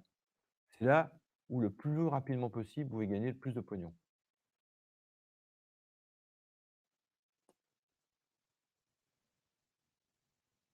C'est ça que ça veut dire, hein, globalement. En tant qu'entrepreneur, on est toujours confronté à des tas d'idées, de projets. Je suis dans ce domaine, mais j'ai un service, je pourrais peut-être créer ça, machin et tout. Soyez concentrés, priorisez. Et si vous avez une priorité, bien, dites-vous bien qu'il faut choisir là où vous allez gagner le plus vite d'argent. Nous, on n'était pas du tout dans cet esprit-là avec Christophe. On faisait ça par un peu, vous avez compris, un peu par passion, l'envie d'autonomie, et on avait tort. parce qu'on a souffert terriblement. On a souffert parce que quand vous ne gagnez pas d'argent, les salariés souffrent, les salariés s'en vont, vous n'avez pas les moyens de faire de la communication, vous vous payez mal, vous travaillez comme un damné, et au bout d'un moment, vous vous fatiguez. Donc quand je parle de rentabilité, c'est pas pour distribuer des dividendes à vos actionnaires, c'est pour réinvestir dans la boîte. Alors, je vais vous donner plusieurs exemples.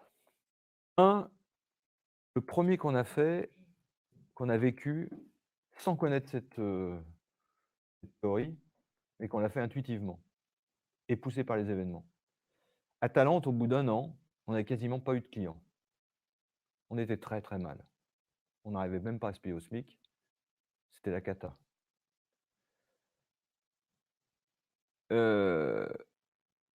Alors on a fait 2 choses. Un qui n'ont pas à voir avec ça, enfin si, hein, les 2 ont à voir avec ça. La première chose, on s'est dit: «On a un super catalogue, on a les plus beaux voyages que personne ne propose, on fait envie à tous nos concurrents. Mais comme on est tout petit, on n'a jamais la bonne date, jamais le bon prix, et donc les clients nous disent: "Bravo, super", mais et on n'arrive jamais à faire des groupes». Au bout d'un an, avec Christophe, on s'est dit: «Maintenant, on va prendre tout le monde». Malheureusement, pendant tout le monde, on gagnait toujours pas notre vie. Parce qu'on a fait partir un 1er voyage au Maroc où il y avait 2 clients et 6 copains. Bon, les copains, ils payaient prix coûtant. Les 2 clients, ils croyaient qu'ils étaient 8, mais en fait, ils étaient que 2. On a bien sûr perdu de l'argent. On a eu aussi 2 personnes qui nous avaient demandé, je me rappelle, ça c'est les 2 premiers clients, 2 autres clients qui nous ont demandé: «On trouve tout, mais nous on veut faire du chien de traîneau, en Laponie». Et nous on connaissait rien au chien de traîneau ni à la Laponie. Et pour la première fois, je me rappelle très bien leur avoir dit: «Ah bah, vous avez de la chance, vous êtes tombés chez le spécialiste». J'ai raccroché et là, pah! J'ai passé ma nuit à appeler, la Norvège, la Suède, tous les mocheurs du monde pour essayer de trouver une solution et 2 jours après, je leur livrais un petit voyage sur mesure, voilà. On n'avait même pas l'argent pour les accompagner, donc on faisait confiance aux mecs qu'on avait trouvés, qu'on connaissait ni Nev ni Adam. Bien sûr, on leur avait dit qu'on les connaissait très bien et ils sont partis, ça s'est bien passé. On a gagné un tout petit peu d'argent, mais surtout, ces 2 personnes sont revenues, on les aurait perdues et ces 2 personnes, c'était des gens fortunés, extrêmement influents et ils ont dit: «Putain, on est parti avec une petite agence, génial». Ça a été nos ambassadeurs pendant des dizaines d'années. Donc il y a pas que l'argent, mais ça vient. Et puis surtout ce qu'on s'est dit, avec Christophe, on s'est dit: «Maintenant, on a des tas de copains», on était quand même issus de l'EM Lyon, qui sont maintenant bien placés, dans leur boîte et qui nous disent: «Ouais, tes trucs en raft, c'est génial, mais aller faire du raft sur le Zambèze, bon, nous, on a simplement des vendeurs, si vous nous faisiez descendre l'Isère en rafting, ça serait vachement bien». Ils m'ont dit: «Bon, ça c'est compagnie de raft, c'est pas nous, hein. Nous, on fait des grosses expés». On a dit: «Mais on est cons, donc on va les rappeler. On va leur dire qu'on est spécialiste du voyage d'entreprise, sportif». Et là, on a commencé à signer et ça rapportait parce que d'avoir 30 personnes en raft, pouf, c'est un chèque et de l'argent. Donc des fois, on est complètement con, hein, quand on est aux manettes, d'une entreprise. On voit absolument pas ce qu'il faut faire. Donc quand il y a de l'argent, prenez-le. Et on a fait encore plus. On était Comme on a développé ces trucs d'entreprise, on s'est aperçu qu'on développait un nouveau métier qui n'avait plus rien à voir avec Atalante et qui marchait beaucoup plus fort et qui nous rapportait beaucoup plus d'argent qu'Atalante. Parce que créer de la notoriété sur une marque pour remplir des voyages, c'est long, ça coûte cher. Par contre, signer des trucs d'entreprise, il suffit d'avoir le bon réseau, la petite mallette, un peu de bagou et ça marche. Et comme ça marchait très bien et comme ça nuisait un peu à l'image d'Atalante parce qu'on faisait plus on était au début, on a fait du raft, mais après, des animations de soirée, on a tout fait, hein. Donc on s'est dit: «Là, on dérive complètement». Et quand on a créé une marque qui s'appelle toujours Sagarmatha et puis on s'est dit, «Mais Sagarmatha, c'est pas vraiment notre passion, mais ça marche bien. Maintenant on l'a lancé, est-ce qu'on pourrait pas recruter?» Et on a recruté 2 futurs dirigeants de Sagarmatha. On a délégué, c'était des gens, qui sortaient aussi de Lyon, qui étaient super et bah, ils ont continué le développement, sans doute mieux que nous. Ils gagnaient plein d'argent et l'argent, on le réinvestissait dans Atalante, ce qui a permis de faire survivre Atalante, voire décoller Atalante. Ce qu'on n'aurait jamais réussi à part de faire rentrer des gros investisseurs qu'on n'aurait sans doute pas trouvés. Donc, l'idée qu'on n'avait pas eue, c'est devenu clé chez nous et ça a permis de survivre ce qu'on souhaitait lancer. C'est exactement ça.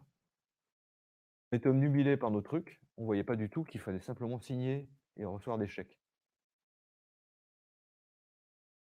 Alors ça, on connaissait pas la théorie. Par contre, quand on a commencé à connaître la théorie, on a pris une décision qui était une décision extrêmement difficile. Je vais vous raconter. Donc on a cherché à se dire: «Qu'est-ce qui fait tourner le moteur économique?»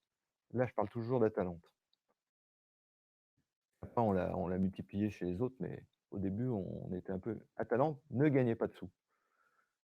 Courait après ses concurrents, on arrivait à avoir des salaires, pas terribles, rien pour investir. On envisageait de faire entrer des gens, et on ne voyait pas comment s'en sortir. Donc on s'est dit: «Mais qu'est-ce qui fait tourner le moteur économique? Qu'est-ce qui est le plus simple?»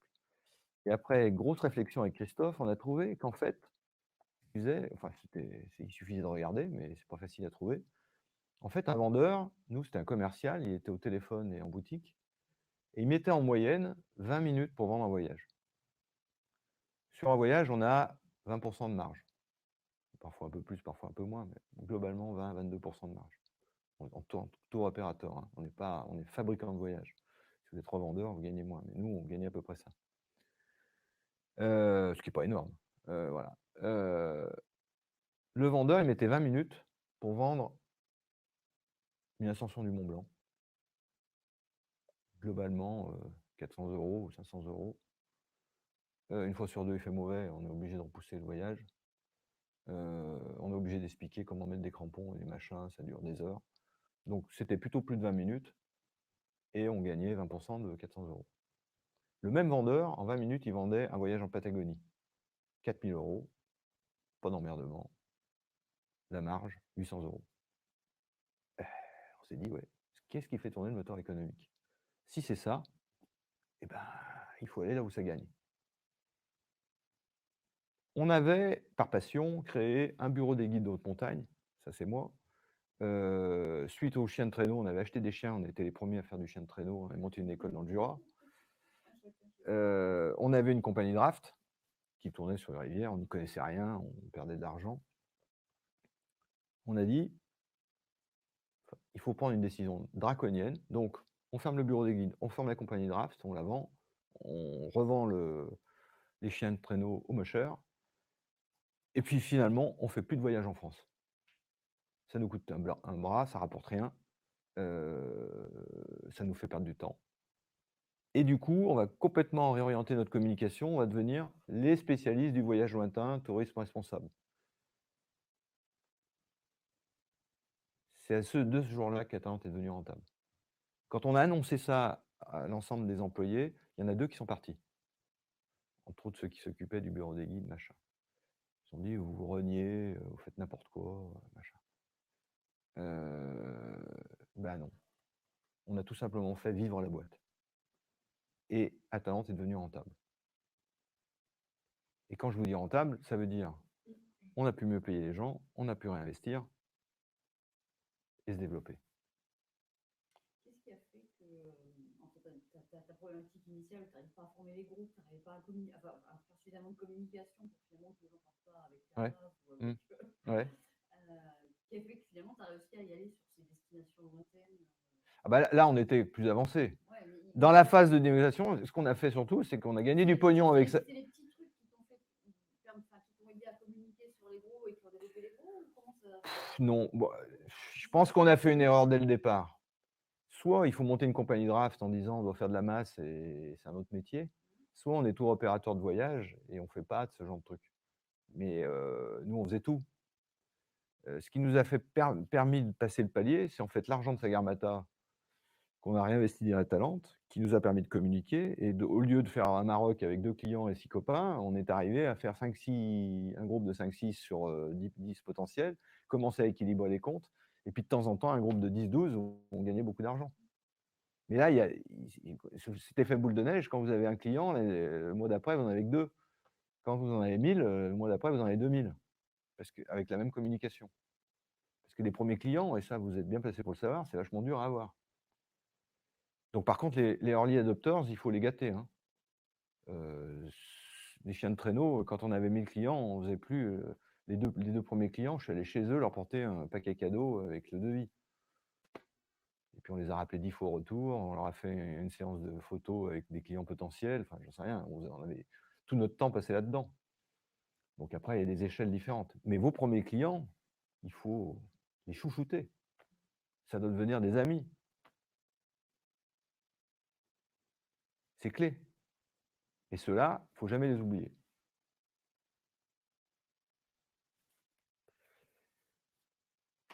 Mais il faut avoir cette notion-là. Gagner de l'argent, vite. On est toujours dans la peine quand on crée une entreprise parce qu'on ne gagne pas assez vite de l'argent. Et je pense qu'à n'importe quelle échelle. Après, quand vous êtes une boîte qui tourne, pourquoi pas racheter une compagnie de draft et vous lancer dans la compagnie de draft? Mais c'est autre chose. C'est une diversification. On ne peut pas tout faire.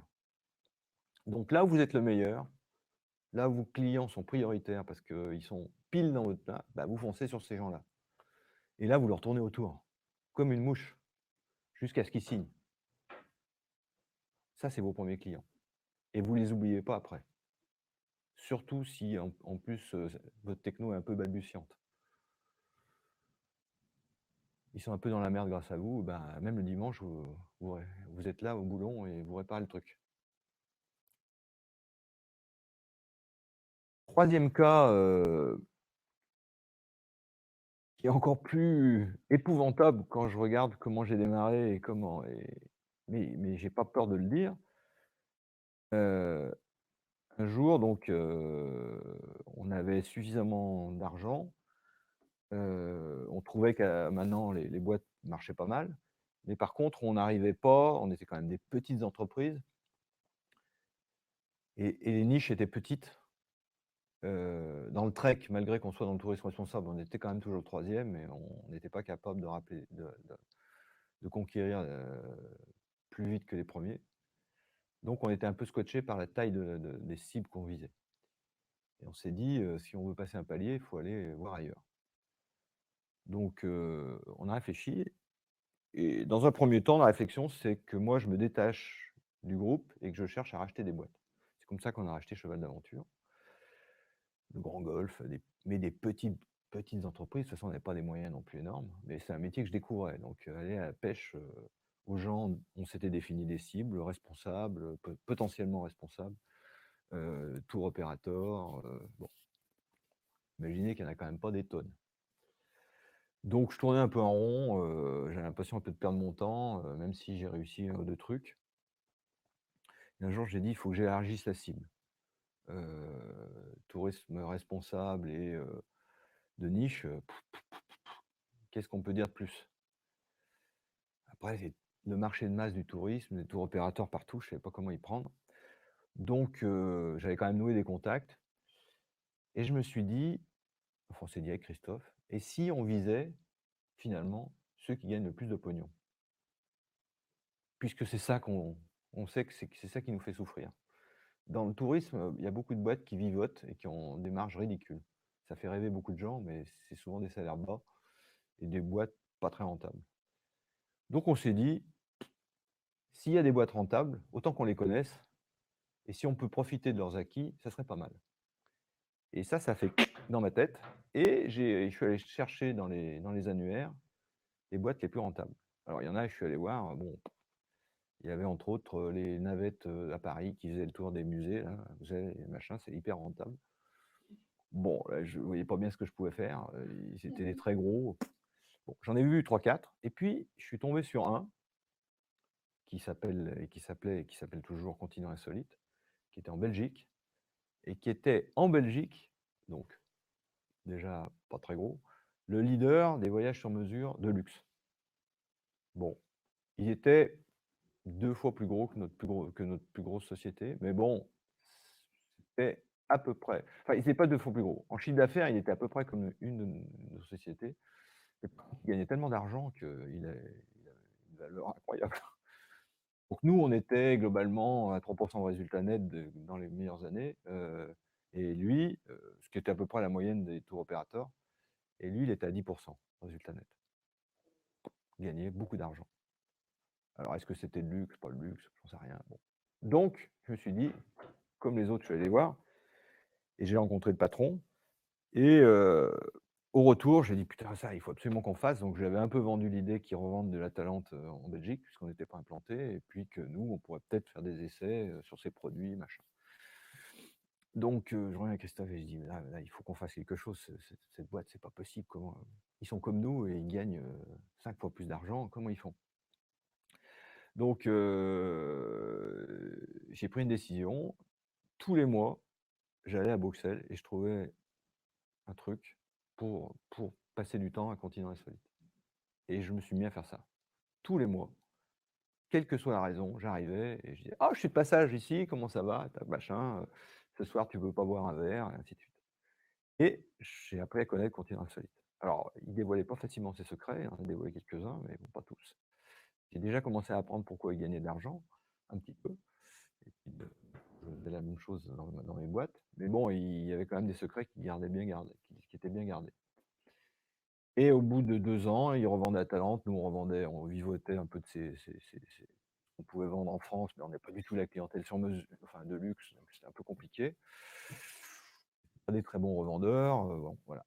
Et mais on s'entendait comme larron en foire, et donc à force de se rencontrer, on a dit: «Mais tiens, on pourrait pas échanger des actions, on peut pas se racheter l'un l'autre, mais par contre, un peu se marier, et puis comme ça, vous développerez Continent Insolite en France et tout, on vous aide et tout».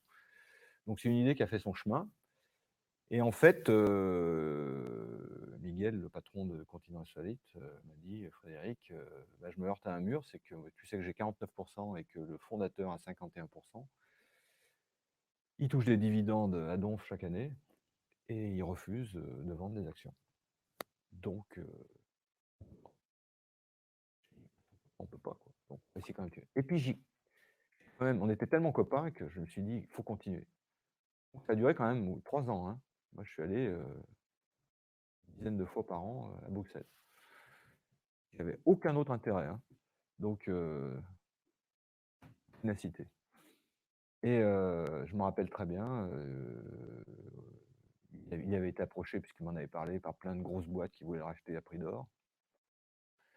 Donc bon, je me disais: «De toute façon, au moins, en se connaissant de plus en plus, on fait passer des techniques de l'un à l'autre, c'est super», ce qui était le cas d'ailleurs. Il nous apprenait plein de trucs. Et un jour, il m'appelle et il me dit: «Frédéric, écoute, je suis devant un dilemme. Il y a eu toi, il y en a eu d'autres, chaque fois je me heurte à mon fondateur qui a 87 ans, qui touche mon pognon, qui fait plus rien depuis belle lurette, j'en ai marre. Heu, Moi, j'ai décidé de vendre toute la boîte, parce que là, il a pas le droit de me refuser. Dans notre accord, c'est soit je suis obligé d'avoir son accord, soit si je vends la boîte en intégralité, il a pas le droit de dire non. Donc j'ai décidé de vendre Continent Insolite. J'aimerais bien vous le vendre à vous». Donc je lui dis: «Mais attends Miguel, l'argent je l'ai pas, quoi. C'est quand tu me dis ce que les gens te proposent, même si tu me fais un prix, c'est impossible, quoi». Ça valait à peu près 7 à 8 fois, la valeur de notre plus grosse boîte, quoi. Donc il m'a dit: «Écoute, je veux pas t'entendre, tu qu'à te débrouiller, je te donne un mois et puis, tu me dis». Et le challenge a été celui-là, et contre toute attente, alors que j'imaginais que c'était impossible, j'ai racheté Continent Insolite. Donc et vous pouvez pas savoir ce que ça va faire. Ça a rentabilisé le groupe. Toutes les petites astuces, bien sûr, on les a fait migrer. On a développé Continent Insolite en France. C'est devenu vraiment notre vache à lait, comme on dit en marketing. Donc rien n'est impossible suite à ça. N'oubliez pas ce terme, essayez de gagner de l'argent, c'est clé.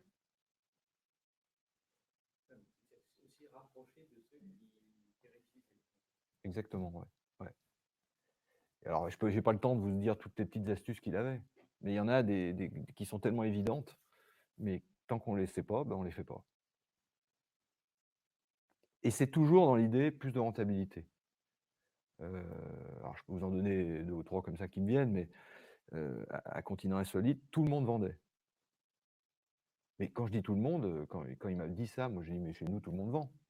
«Ah non, non, ta comptable, elle vend pas, ton responsable aérien, il vend pas». Bah, je lui dis: «Bah ouais, mais c'est des techniciens». Il m'a dit: «Bah tiens, regarde chez nous, la comptable, elle est vietnamienne». Bah, on lui a filé de Vietnam, elle s'éclate.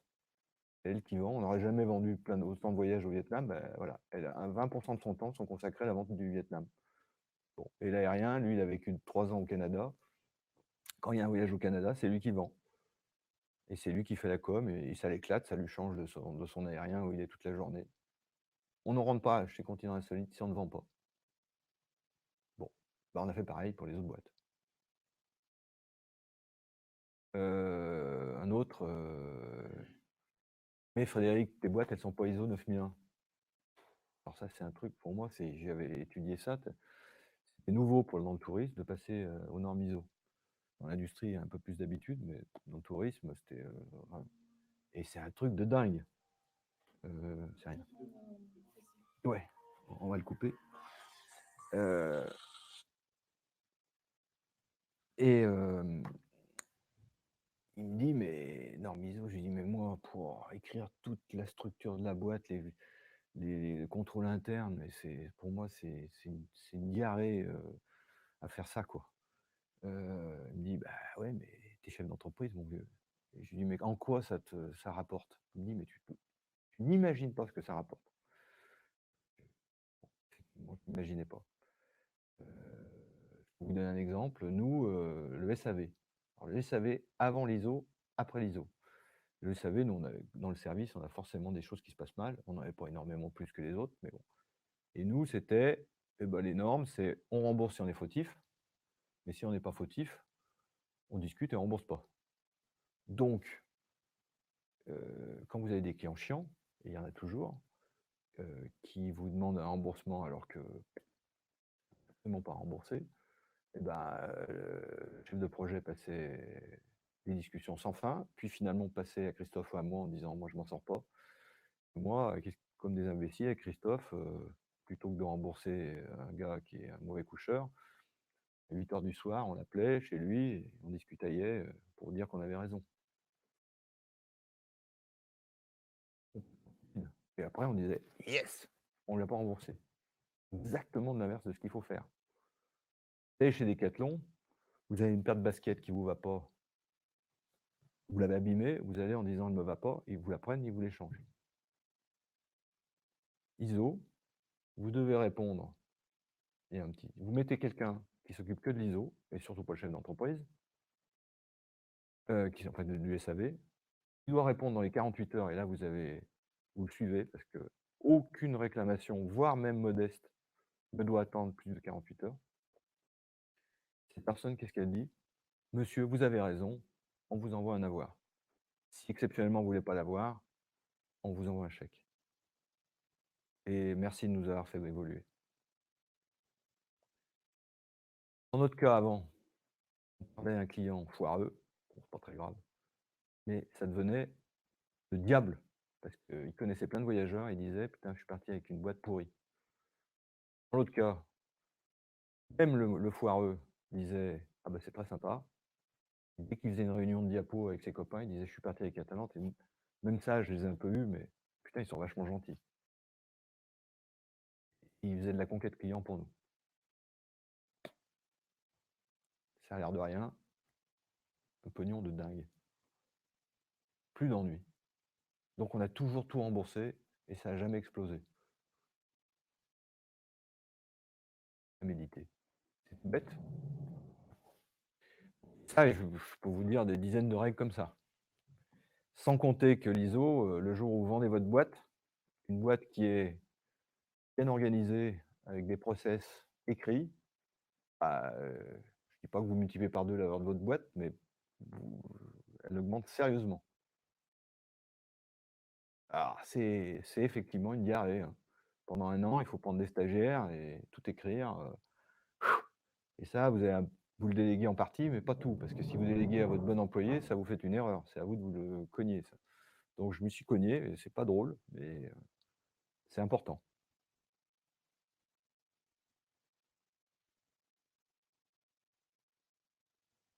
Voilà, et quand on a racheté Continent Insolite, pour parler aussi de j'essaye de faire des liens avec ce que je vous ai dit. Pour parler de majorité, on a fait un là, je me suis fait aider, hein, mais on a trouvé un montage convertible qui faisait que pendant, 3 ans, on était encore majoritaire. Et au bout de 3 ans, les investisseurs qui avaient mis de l'argent, beaucoup, pour nous aider à acheter Continent Insolite, devenaient majoritaires. Ce qui nous faisait mal, hein. Mais bon, on s'est dit: «Pour le bien du groupe, c'est important». Ces investisseurs nous avaient annoncé monts et merveilles, qu'ils pouvaient nous ouvrir leur réseau, machin. Ils l'ont pas fait. On les a vus, mais c'était des financiers, qui étaient que des financiers. Continent Insolite nous a rapporté beaucoup d'argent et contre toute attente, comme on avait très bien négocié avec là, on avait eu un très bon consultant. Les obligations convertibles, c'est souvent cher quand on veut s'en séparer. Nous, c'était pas trop cher. Comme on a gagné énormément d'argent et qu'on s'est fait une cagnotte un peu avec cette idée derrière la tête, parce qu'ils commençaient à nous raser, de les voir tous les 3 mois et de nous apporter rien, et ben, devinez ce qui s'est passé au bout de 3 ans, c'est nous qui avons racheté les obligations convertibles et on les a foutus dehors. Donc on a tout gagné avec cet argent. On a gagné une belle boîte, on est resté majoritaire.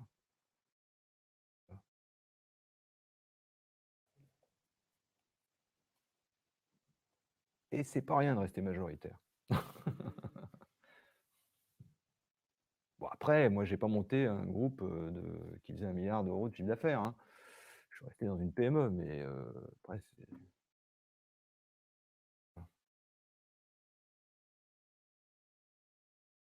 des questions sur les 3 cercles? Alors là c'est un peu, bah, ce que je vous ai dit, hein. Donc la suppression des petits forfaits dans toutes les marques, vous avez compris, hein. Les normes ISO généralisées, une CRM intermarque. Voilà. Il y a eu plusieurs, trucs.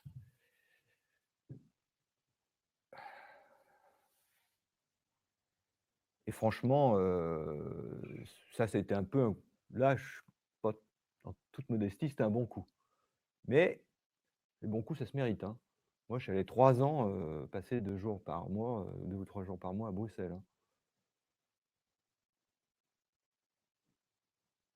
sans aucune visibilité sur ce qui allait en sortir. Donc de temps en temps, il faut y aller, quoi.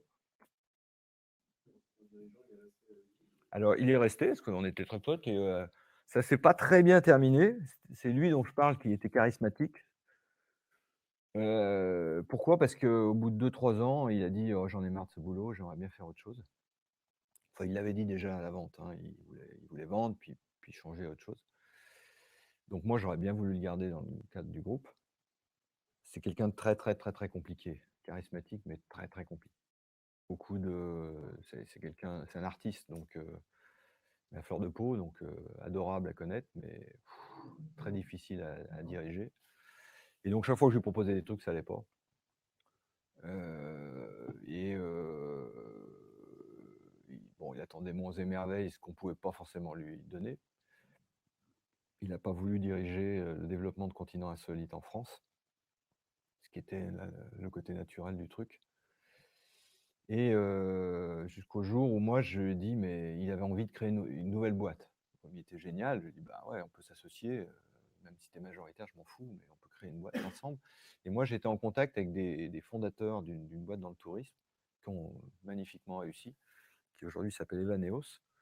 Et ils étaient en train de créer Evaneos et ils étaient 2 associés, donc que j'ai rencontrés et je leur ai dit: «Écoutez, si vous voulez bien partir à 3, moi je mets, le groupe, on vous aide sérieusement et on investit, beaucoup d'argent dans votre truc. Mais par contre, il faut que vous entendiez avec Miguel et il peut à chacun de trouver sa place. Il y en a un qui était très techno, l'autre qui était plutôt financier». Et ça tombait bien parce que Miguel était plutôt commercial et je les ai fait rencontrer, ça a bien marché. Et au moment de signer l'accord, alors que j'avais les sous, j'avais tout, Miguel a dit: «Finalement, ça me dit rien» et il a refusé. Et là je me suis fâché et on s'est séparés. Un peu forcé et contraint, donc on n'est pas restés amis. Dommage. Et j'ai pas suivi Vaneos parce qu'on avait plein de projets et que je pouvais pas tout faire et que je préférais, entre autres dans notre comité stratégique, ils étaient pas très chauds. C'était une erreur parce que Vaneos, c'est une très belle réussite. Bon, qui a quand même levé beaucoup, beaucoup de fonds, hein. Donc, les 2 associés de départ, il ne doivent plus en rester grand-chose, mais ils sont brillants et ça marche bien. Pour ça que je disais, remplacer quelqu'un de charismatique, pas facile, hein. Parce que quand il est parti, à la fois les gens disaient: «Bah oui, il veut partir, mais c'est un peu Frédéric qui l'a foutu dehors», et lui, c'était un gourou, donc les employés, ils étaient comme ça. Et puis moi, c'était un peu le mec de l'extérieur financier qui avait fait le bon coup, quoi. Donc j'étais pas très bien vu. Ça a été assez dur. Ça a marché, hein, mais racheter une boîte, c'est pas toujours, enfin, c'est pas le but du propos d'aujourd'hui, mais c'est pas toujours facile. Voilà. Alors il nous reste, peu de temps. Je voudrais quand même évoquer des choses un peu plus olé olé, et je les ai mis là un peu pour terminer. Je vais vous parler de valeurs et de vision.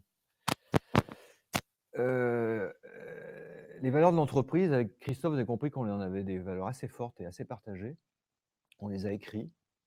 Pour la première année, on les a écrits entre nous 2, mais après, au bout de 4-5 ans, un jour, on s'est fait une réunion, on a commencé à écrire nos valeurs.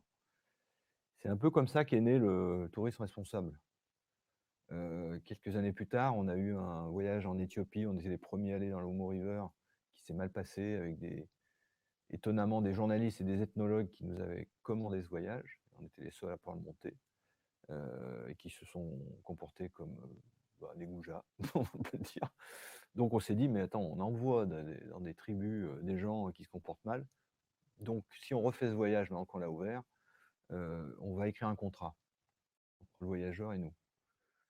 Puis, voilà, on arrive dans un village, on fait pas les photos en premier, on donne pas des cadeaux en premier, on laisse le guide, faire l'approche et puis après, voilà, on était très idéalistes. Donc on a écrit un contrat et ça a été le début de la charte éthique. Ce contrat est pas fondamentalement marché, mais a servi et on l'a après rénové, hein, jusqu'à créer une charte éthique qui a eu un formidable succès, qu'on n'était pas bien, et ça nous a relancés dans un engrenage puisque après on a voulu choisir Atalante comme, leader du tourisme responsable. On a fait des études, chez les prestataires étrangers pour, améliorer, parce qu'il y avait à l'époque, beaucoup de choses, il y en a toujours, mais il y avait vraiment des trucs catastrophiques. Quand on parlait de tourisme au Népal ou au Maroc, les pauvres, c'était un peu de l'exploitation. Donc on s'est mis en chantier là-dedans. On a non seulement créé une charte, on a créé aussi, un une sorte de contrat pour les tours opérateurs réceptifs. On les a mandatés, on a même eu un truc de l'UNESCO sur une étude, sur un code de conduite du voyagiste, étranger. On a fait le respect du désert qui a eu un certain aura aussi.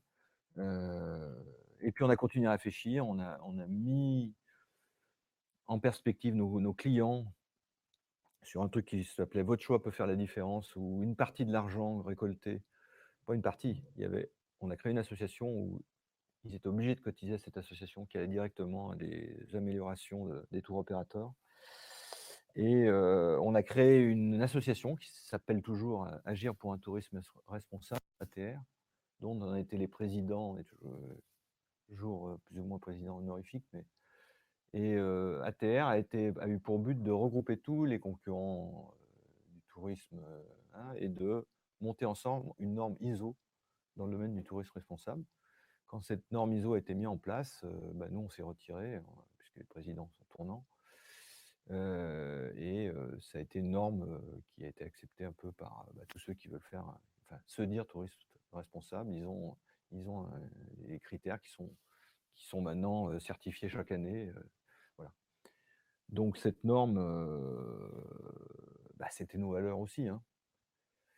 Alors pourquoi mettre des valeurs? Nous, ça a été important, même en communication, mais plus que ça, je pense que vous avez intérêt, alors j'ai pas de jugement de valeur sur les valeurs. Chacun a ses propres valeurs.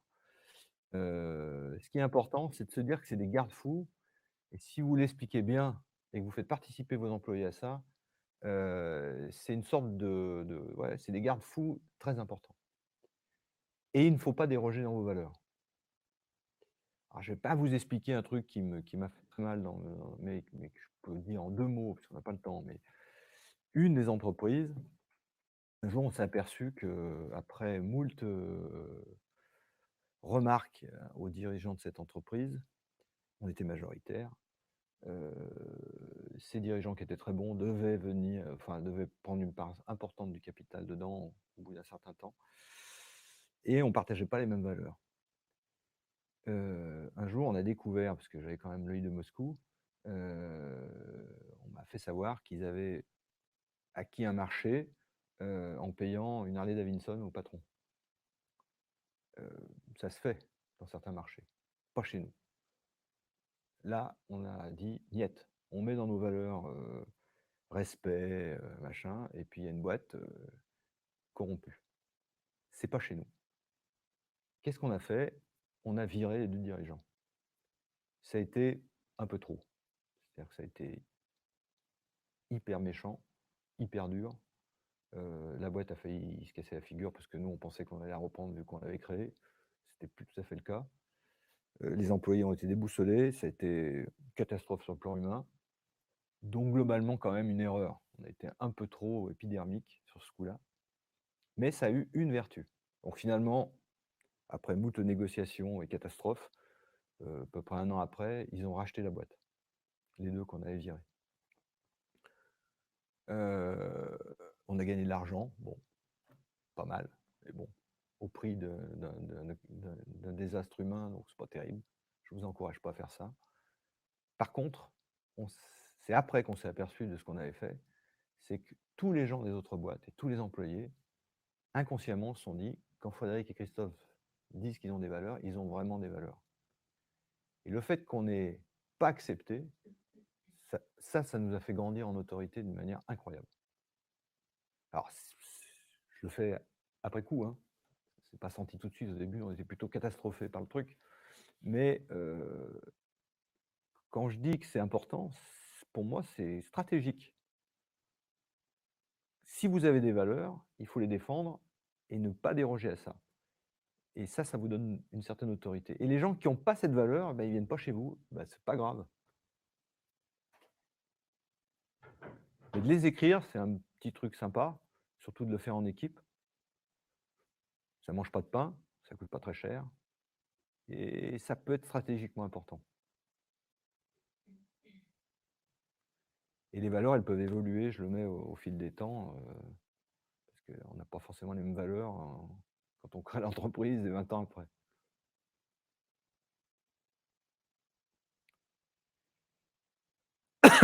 Je voudrais terminer sur la vision, c'est aussi pareil. Quand on crée une start-up, la vision, on se dit: «C'est peut-être pas pour moi» et je suis d'accord, il vaut d'abord mieux de signer un 1er client que d'avoir une forte vision. Moi, j'ai quand même tout le temps fait une vision avec Christophe, on a toujours fait une sorte de vision, alors pas les toutes premières années, enfin on l'a fait, plus ou moins, mais inconsciemment. Après on l'écrivait. Alors qu'est-ce que c'est qu'une vision? Moi, j'en faisais une personnelle et une professionnelle. C'est de se poser une fois tous les 2 ans ou tous les ans au mieux et moi je disais je me projette dans 3-5 ans, pas dans 20 ans, hein, parce que ça c'est impossible, mais je me projette dans 3-5 ans et je me dis: «Frédéric, qu'est-ce qui te ferait, mais alors vraiment le plus plaisir, en rêve, d'arriver à atteindre?» Et là, délire, faut se lâcher et on l'écrit. C'est pas facile, mais c'est jouissif. On l'écrit. Après on resserre un peu les boulons et on se dit: «Mais si je veux arriver à ça dans 3 ans ou 5 ans, est-ce qu'il y a un moyen d'y arriver?» Même si c'est utopique. Alors on n'y arrive jamais. Enfin je vous le souhaite, mais on n'y arrive jamais. Mais c'est ses rêves et on resserre, on resserre, on resserre et on se dit: «Pour y arriver, il y a quand même peut-être cette année à mettre des objectifs plus ambitieux, à chercher la création d'une autre boîte», j'en sais rien. Mais en tous les cas, on resserre pour avoir et c'est le début en fait du budget, quelque part. Alors c'est la philosophie du budget avant d'être le budget en chiffres. Mais d'avoir une vision, c'est important parce que ça réoriente, ça permet avec Christophe, on en parlait beaucoup, on n'avait pas forcément les mêmes. C'est important après que tous les employés savent qu'on a la même vision Et après, on l'a travaillé même parfois avec nos cadres dirigeants. Donc c'était intéressant dans le comité stratégique, on parlait de vision. Heu, c'est bien de faire ça. C'est un exercice salutaire, c'est plutôt agréable.